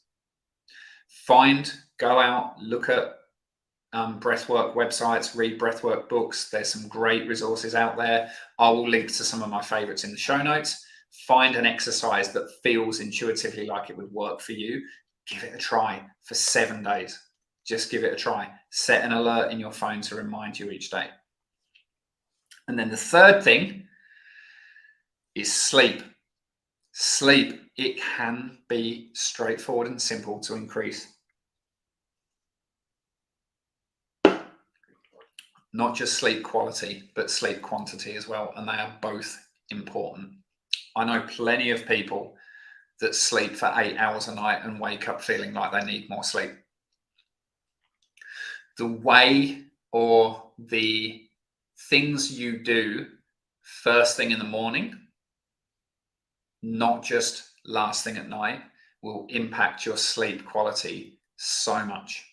So I know there's people that have issues with getting to sleep. There's people that have issues with staying asleep. There's people that are stressed out, and if they wake up in the middle of the night, they can't get back to sleep. That's been me many, many, many occasions, various stages of life. There's a few steps that I want to take you through that will dramatically increase your sleep quality and quantity. So let's get into them. Firstly, what you do when you wake up in the morning. Here's the steps for you. 1, wake up, go get a big glass of water and get straight outside to get sunlight onto your eyes for at least 5 minutes. Cloud cover's fine. Doesn't need to be a bright sunny day. You don't need to stare at the sun. Just get sunlight onto your eyes for the first 5 minutes of the day. This is huge. We could spend an hour talking about all the reasons and all the science that explains why this works, but it's so important. We talked a little bit about this yesterday, but having that cortisol spike first thing in the morning to wake up your body and wake up all of your processes and kick off the cascade of hormones that is going to impact your sleep quality at the other end of the day.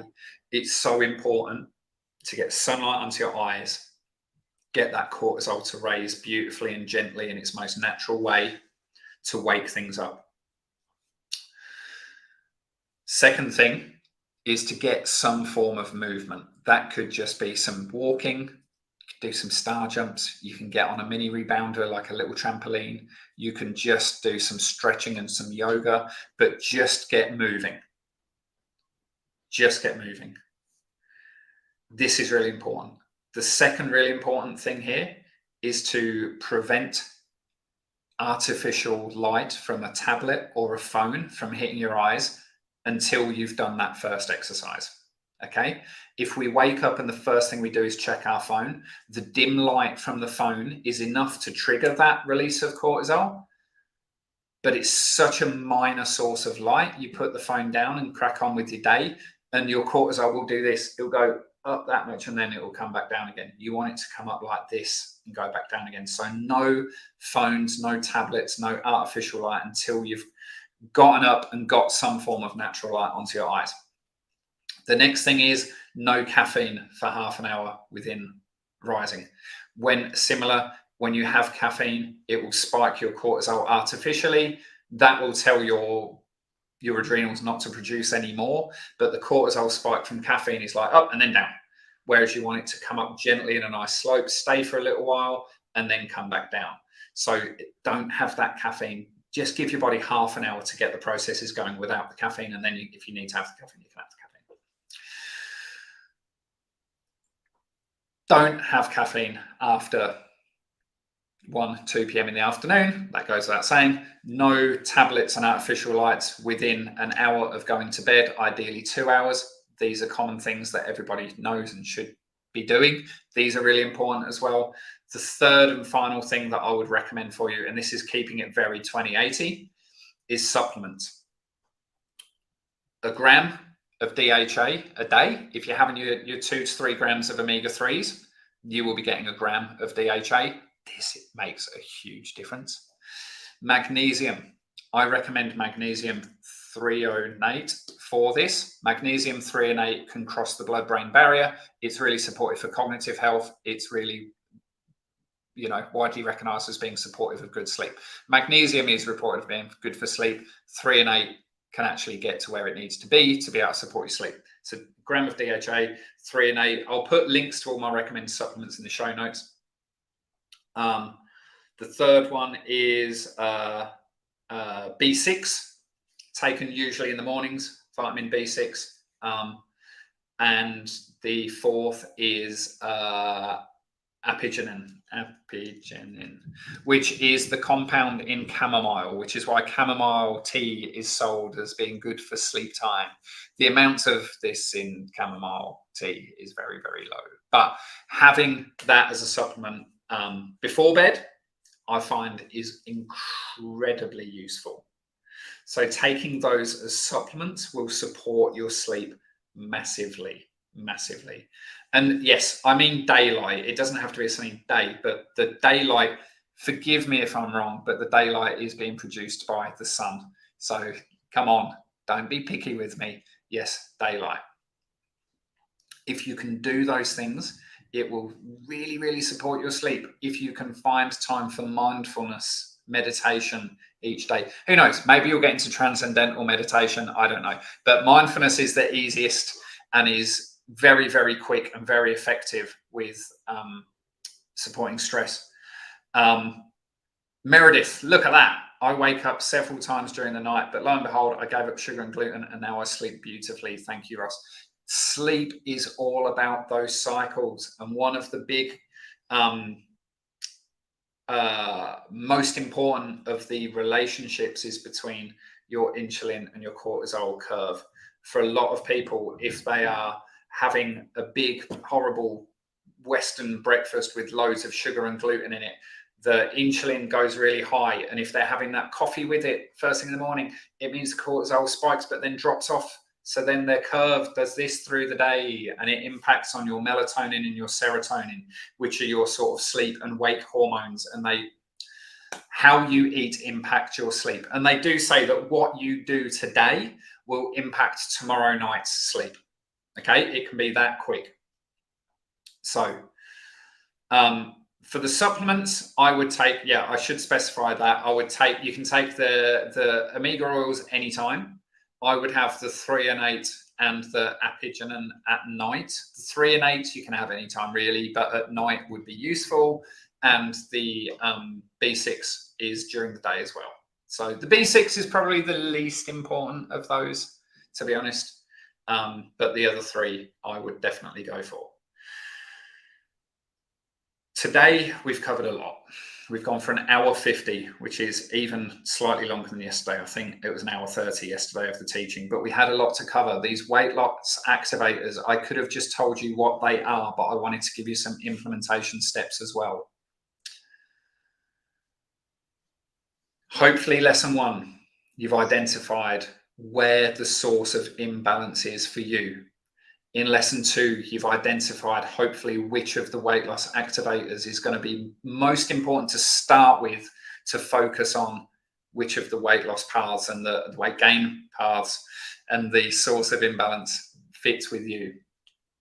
Again, I love coaching closely, one-on-one, as much as possible. Small groups I find fantastic. It's hard to do in big sessions like this. The Q&A, we can get into a little bit more supporting you one-on-one, and we're going to get into that now. This is so important, guys, as you focus on which of these weight loss activators that you want to start with first, that you start with that first. Don't try and do all of them at once. Don't get overwhelmed. Don't try and be perfect.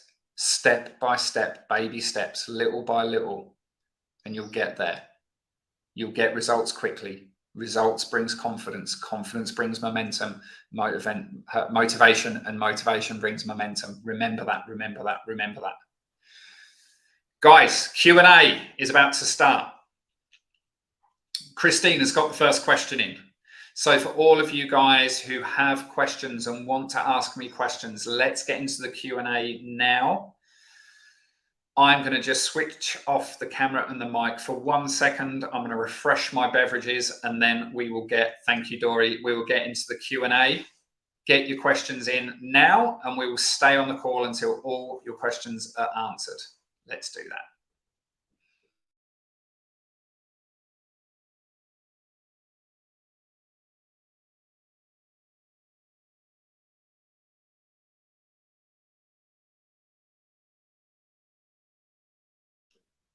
You're welcome. All right, I'm refreshed and ready to go. Didn't give you guys much time.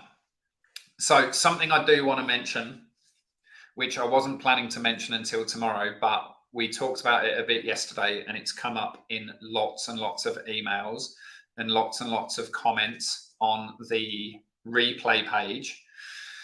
As you guys who were here yesterday will know, you guys who are here today won't know. In a couple of days from now, I am going to be starting an 8-week deep dive weight loss coaching program with a very small group of people. And it's very small because I'm going to be working on individualizing everybody's plans, personalizing their meal plans and the recipes. We're going to be working lots of consultation back and forth together. And for you guys who are here live, I'm giving you the chance to join the sort of wait list, I guess. I opened it up to my Alkaline Basecamp members a couple of days ago, and they've already nabbed loads of the spots. There's only going to be 40 people on the program at this stage, and lots of those spots have already gone. So this isn't going to be in the replay. This bit isn't going to be in the replay. This gets edited out of the replay. This is just for you guys who are here live. If you want to grab one of the spots, or at least be on the wait list, this is kind of if you sign up for this at this link, do those links Can you click on those links? I don't know if they come up as actual links you guys can click on. Oh, yes, they do. If you click on that link, it just gives you a chance to enter your name and email, and you will get access. I'm not sure, either a couple of hours before it goes live to everybody else, or like 12 hours before it goes live. I'm not sure, but you'll get early access. You'll get first call on whether you want to be in it. And obviously, I'll send you all the information about what's in it. But big picture, it's going to be an 8-week deep dive. We're going to start in about a week and a half from now. You get personalized meal plans for the 8 weeks. You get to work with me really, really closely. The first thing that happens when you join is you get this big questionnaire. You fill it all in. From that, me and you then back and forth through an email process consultation over about a week. We get your plan set up so that you can hit your week 1 plan with your specific 28 actions and all that stuff. And you get your 8-week personalized meal plan and all of that. We have coaching calls twice a week. It's going to be fantastic. So if you're keen to hear about it first, where I'll explain it all properly to you first, and get in there before it goes to the general public, jump on that now. I'm just going to take another quick minute break, but go do that if you want to do that now. If you click on the link, it'll open in a new window. I won't go anywhere. And yeah, that's going to get edited out of the replay before the replay gets sent out. So this is just between us. All right.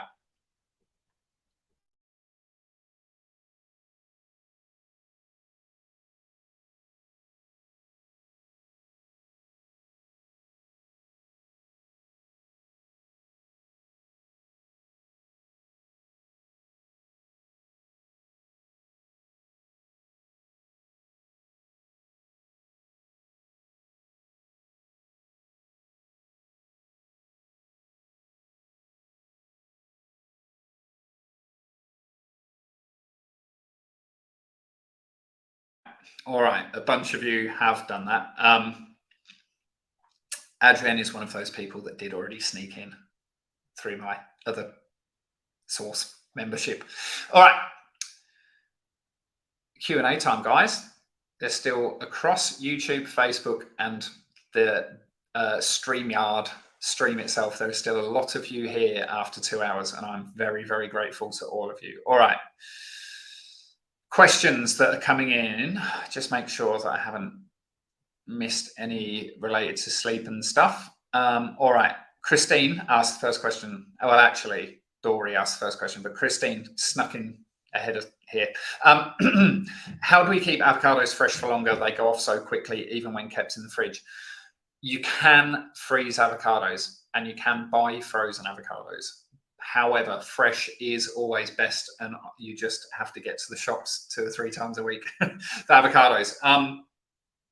In the fridge, they do last a lot longer. And what I find is in the fridge, even if they're feeling soft, cut them open, because it's often that just the shell has gone soft and inside is still absolutely fine. I find that avocados keep in the fridge for ages longer than if they're left on the bench, ages longer. I generally find the best way is to let them get just about ripe on the bench and then move them into the fridge, and then they'll keep for absolutely ages. Dory, this question about oxalates in the kidneys. All right.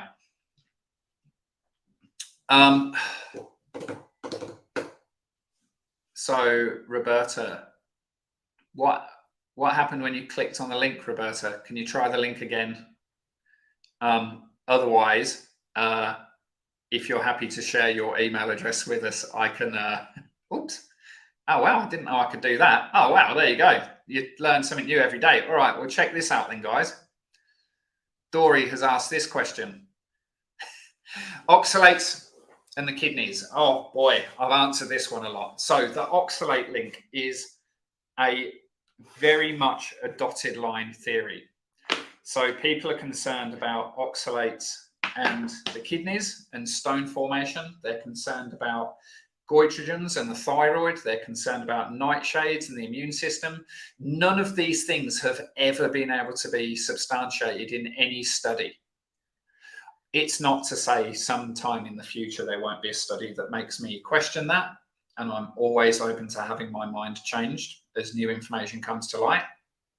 But in many, many years of it being studied, there has never been anything that suggests that consuming so-called high oxalate foods, such as certain leafy greens, particularly cruciferous, increases stone risk. In fact, however, there are lots of studies that show that consuming lots of leafy greens, lots of vegetables, and an alkaline forming diet decreases stone risk. The amount of oxalate in these foods is so small, it's not registering, it's not a needle mover. There are also imbalances within the body that are largely based around inflammation and oxidative stress that can cause oxalates to be formed within the body and can cause the blocking of oxalate elimination. The blocking of oxalate elimination is by far the bigger risk for stone formation. The blocking of oxalate elimination is caused by an acidic inflammatory diet, not by eating oxalates in the foods. There has been but one published study, and it's a study that had a oxalate greens based link.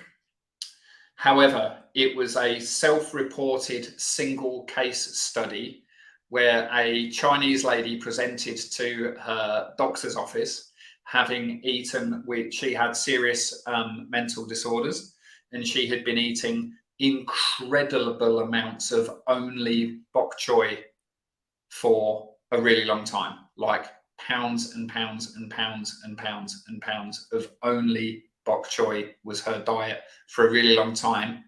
They don't even know still if this caused the issue, but there was a correlation, not necessarily a causation, that she had an issue and she had also been eating all this bok choy. That's where the research evidence ends, basically. There have been lots and lots and lots of studies to try and find this link, and none have been able to conclusively find it. Similar with goitrogens and the thyroid, similar with nightshades. We can go into nightshades a bit more if you like. But yeah, there is no data to suggest this. I will give you links to studies that show that eating lots of leafy greens and alkaline foods decrease stone risk.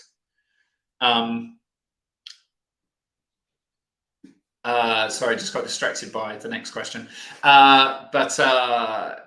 Please, please, please don't worry about this. Please don't worry about this. It's not a link you need to be concerned about. Lots and lots of uric acid increases stone formation. But there is just, and this is the thing, it's not hard to answer this question in a way because I trawl the data and the studies constantly around these types of questions, around living alkaline, around diet-induced acidosis and all this stuff.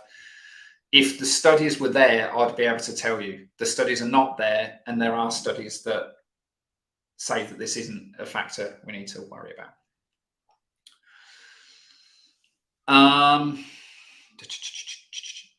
Let me just see where we can get up to next. All right, so this is so good that I can do this. What about if we're not sure which imbalances we do have? I'm assuming this is around the hormonal piece. What tests can you recommend?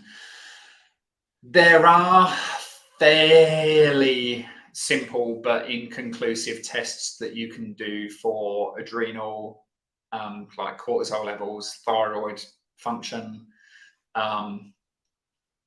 inflammation, but they're not really conclusive because you can have things like high or low TSH because of an imbalance elsewhere. So the high thyroid stimulating hormone or low thyroid stimulating hormone, it isn't because you've got a thyroid imbalance. It could be because you've got an adrenal imbalance or an imbalance in the gut or an imbalance with the hypothalamus. That's the thyroid's perfectly healthy and it's doing what it thinks it's being told to do, rather than the imbalance being with the thyroid itself, if that makes sense. The C-reactive protein for inflammation can be specific to just the window around when you're having the test. You might have banged your knee or swallowed some toxins without realizing, or be on the cusp of having a cold, and it's like, your C-reactive protein's high, but it's like testing your pH, right? When people test their saliva pH, it's like, that's a measure of literally what you just ate within the last half an hour. It's not your body as a whole. So there's deeper tests, but they're ones that you can't just go out and get. So you can test for things like leptin and ghrelin. You can test for leptin resistance, but you're not going to be able to just walk into a pathology lab and get that done. So really, it's about experience and your experiential awareness of what's going on around you. It's about whether you have actually gone to see a doctor for your thyroid. It's about whether you have got the symptoms of these things and you can piece them together based on what your diet and lifestyle has been like. But it's difficult to get hormones tested in a holistic way that's going to actually give you a reliable answer. Like, because even things like lupus, they can't accurately diagnose lupus. They can test 2 or 3 or 4 things and try and triangulate the data to have a hunch that maybe you have lupus, but there is no test to go, you've got lupus. Something like ITP, right? Thrombocytopenia, you can go, I'm going to have my blood test done this Monday, 2 Mondays from now, and 2 Mondays after that. And if your cell count is really, really low on all 3 of them, then it's a fair chance that there's something like thrombocytopenia happening. But yes, I'm sorry I can't give you a definitive and more conclusive answer on that one. Supplements, what do you mean, Nikki? Can you round your question out a little bit for me?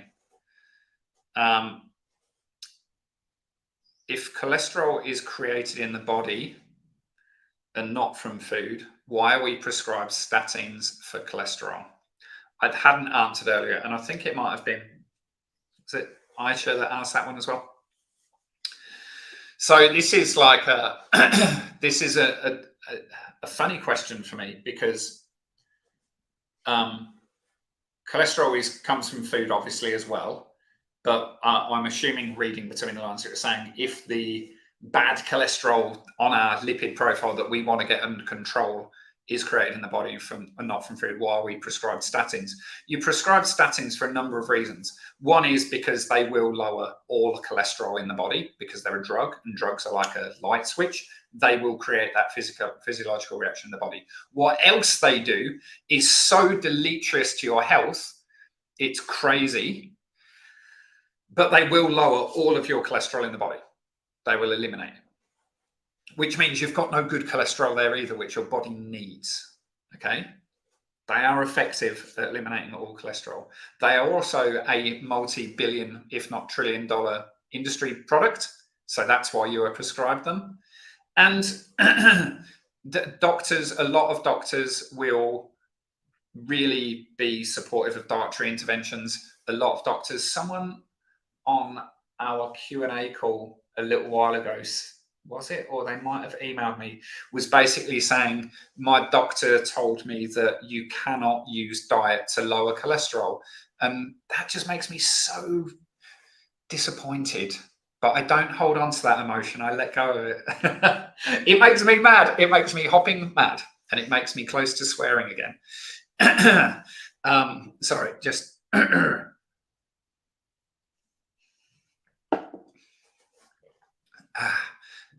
it makes me a little bit bonkers, because of course we've got decades of research showing that dietary intervention for cholesterol management is unbelievably effective. But here's someone going to someone who they trust for the truth and knowledge, telling them, don't worry about fixing your diet, just have this effing drug that's going to cause you all these other problems that I'm not going to tell you about. It's crazy. So we're prescribed statins because doctors are financially incentivized to prescribe statins. We are prescribed statins because they will, like a light switch, lower all cholesterol for most, not for everyone. We are prescribed statins because it makes people lots of money. However, do we need statins? That's not for me to judge. It depends on how extreme your situation is. I think if someone is in a category of extremely high risk for a heart attack, statins could be a good temporary intervention whilst they get their diet under control. However, dietary intervention is proven relentlessly to be able to manage and optimize cholesterol levels in the body. This is just the facts of the matter. It does make me go a bit bonkers, because the vast majority of people, certainly that I've worked with, have been prescribed statins based on their total cholesterol count, which is about as useful for knowing if you need statins or not as someone's hair color. Like, total cholesterol is the most useless measure, but that's unfortunately what a lot of people are working off. So dietary intervention is your number one tool. Statins are to be used in extreme cases, in my opinion, where there is a fire that needs to be put out whilst the dietary intervention is getting a foothold. Sidel, any follow-up questions to that, please put it in.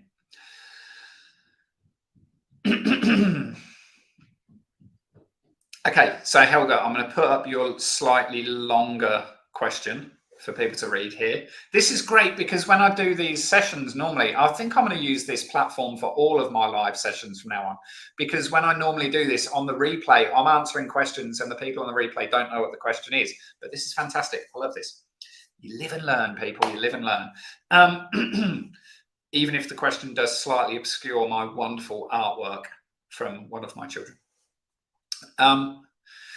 Okay, so 69, start the strength training program. Increased protein consumption seems to be a big deal, with a strong focus on animal protein. What is your take on increased protein with an alkaline approach? And the follow-up question being, what are your thoughts on protein powder and collagen powders? Okay, okay, all right, this is bugging me now.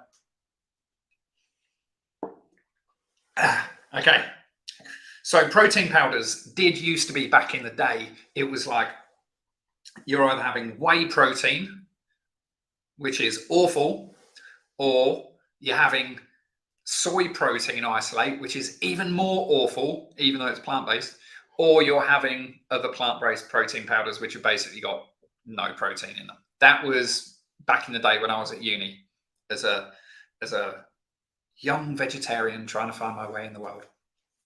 These days, not the case.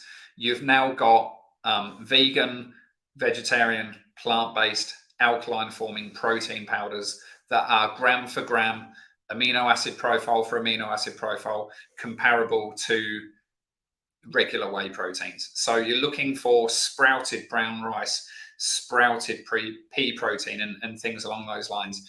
For a 30-gram scoop of those, similar to with the animal dairy whey proteins, you're getting somewhere between 20 and 25 grams of protein per serve, which is just brilliant. It's the same. It's the same. There's some really great brands out there. I'll link to them again in the show notes, but brands like Sun Warrior, Alkaline, there's a few that are Australian based, but I'll try and keep these global, that are really, really fantastic. And if you're on a strength training program and you feel you need that extra protein, by all means, absolutely feel free to add a protein powder to your daily routine.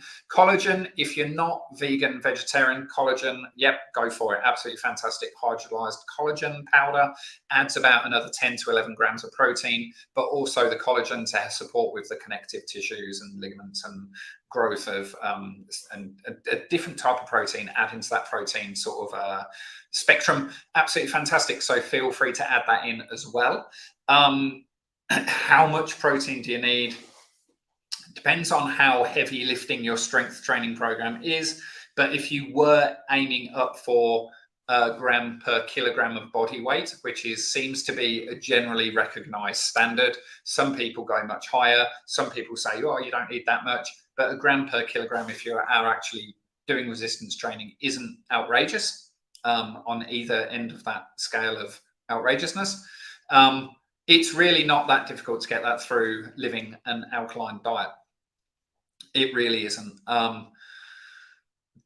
There is much more protein in these foods than most people expect. Just because you're not eating meat doesn't mean you're getting zero protein. You're still getting plenty with things like quinoa and nuts and seeds and beans and leafy greens and all those types of things.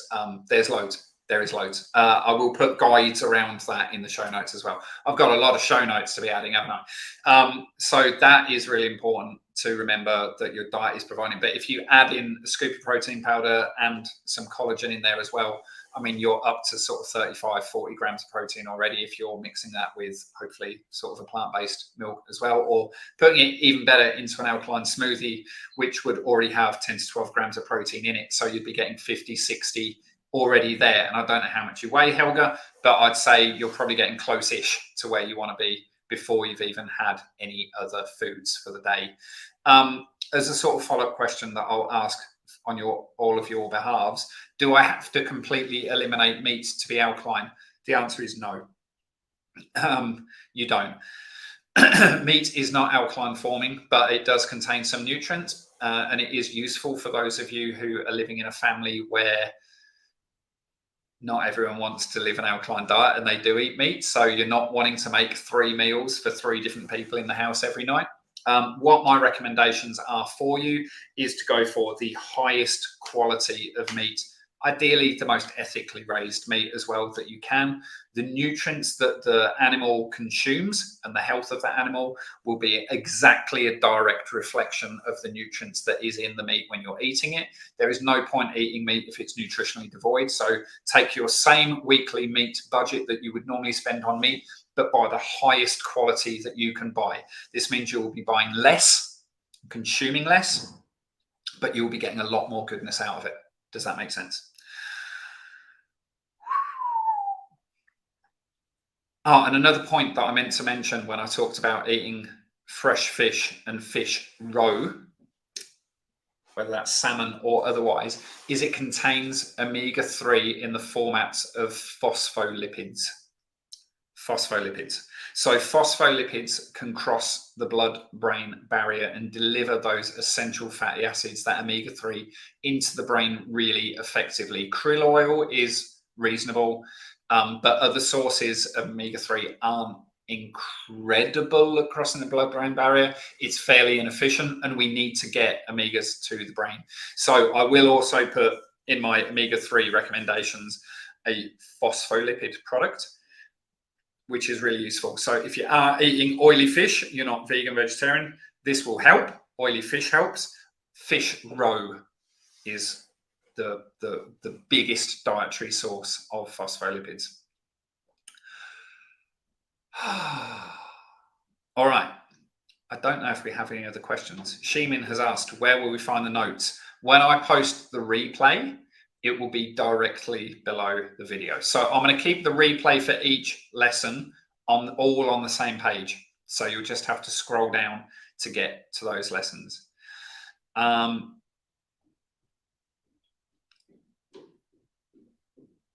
So, Adrian, this is a great question because it's not just about cholesterol, is it? It's about genetics. So we are all genetically predisposed to certain things. The 3 biggest killers in the Western world being, heart attacks, cancer, and stroke. We are all genetically at risk of these types of things to a degree. There was a big push, wasn't there? This is going back a few years, of doing your ancestry.com stuff and finding out your nutrigenetics and finding out where your big risk. If you remove like accidents from causes of death and then overlay health-based things that you can have some degree of control over, like smoking, alcoholism, drug abuse, those sorts of things.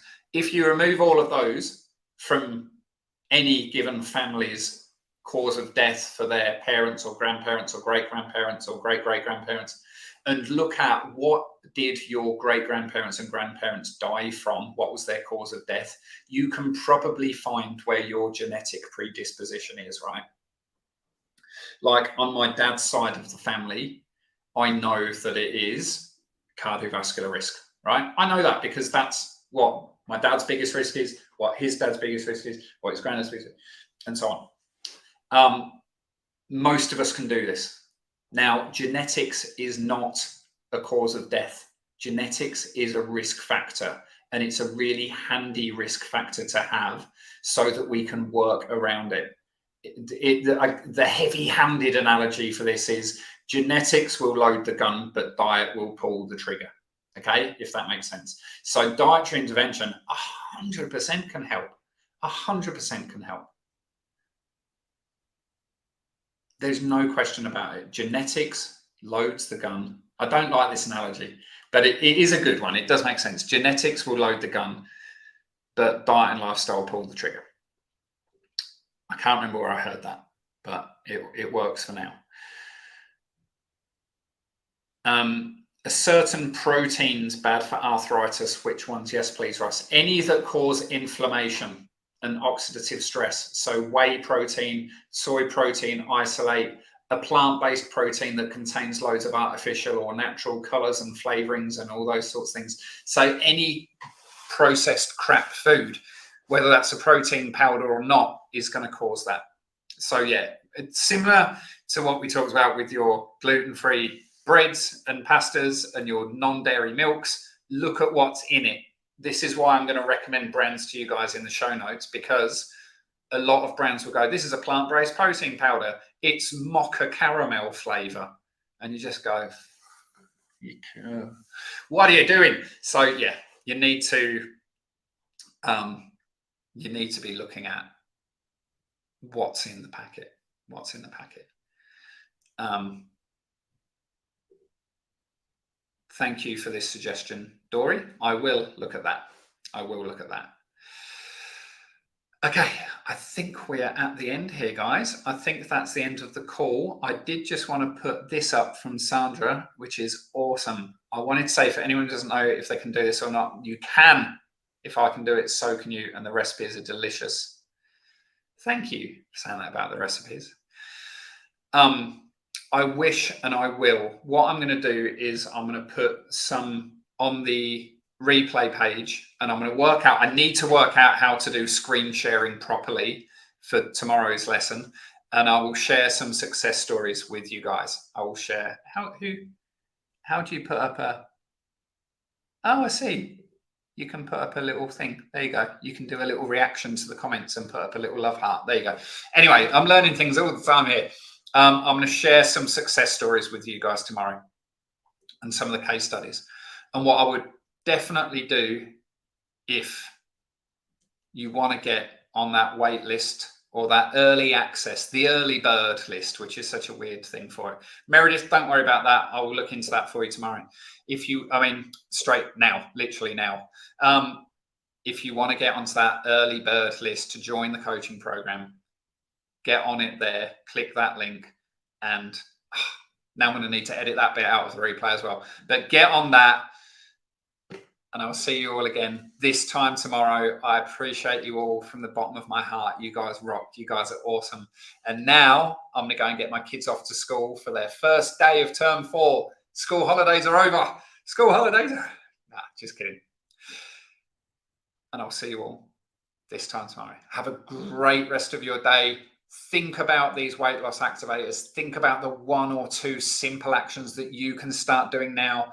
And I'm going to see tomorrow which ones you're implementing, and we'll get onto it. Tomorrow is going to be so much fun. I can't wait to deliver tomorrow. It's going to be like, don't have live animals on live TV kind of. I'm going to be flying by the seat of my pants, but it's going to be fun. Take care, guys, and I'll see you all then.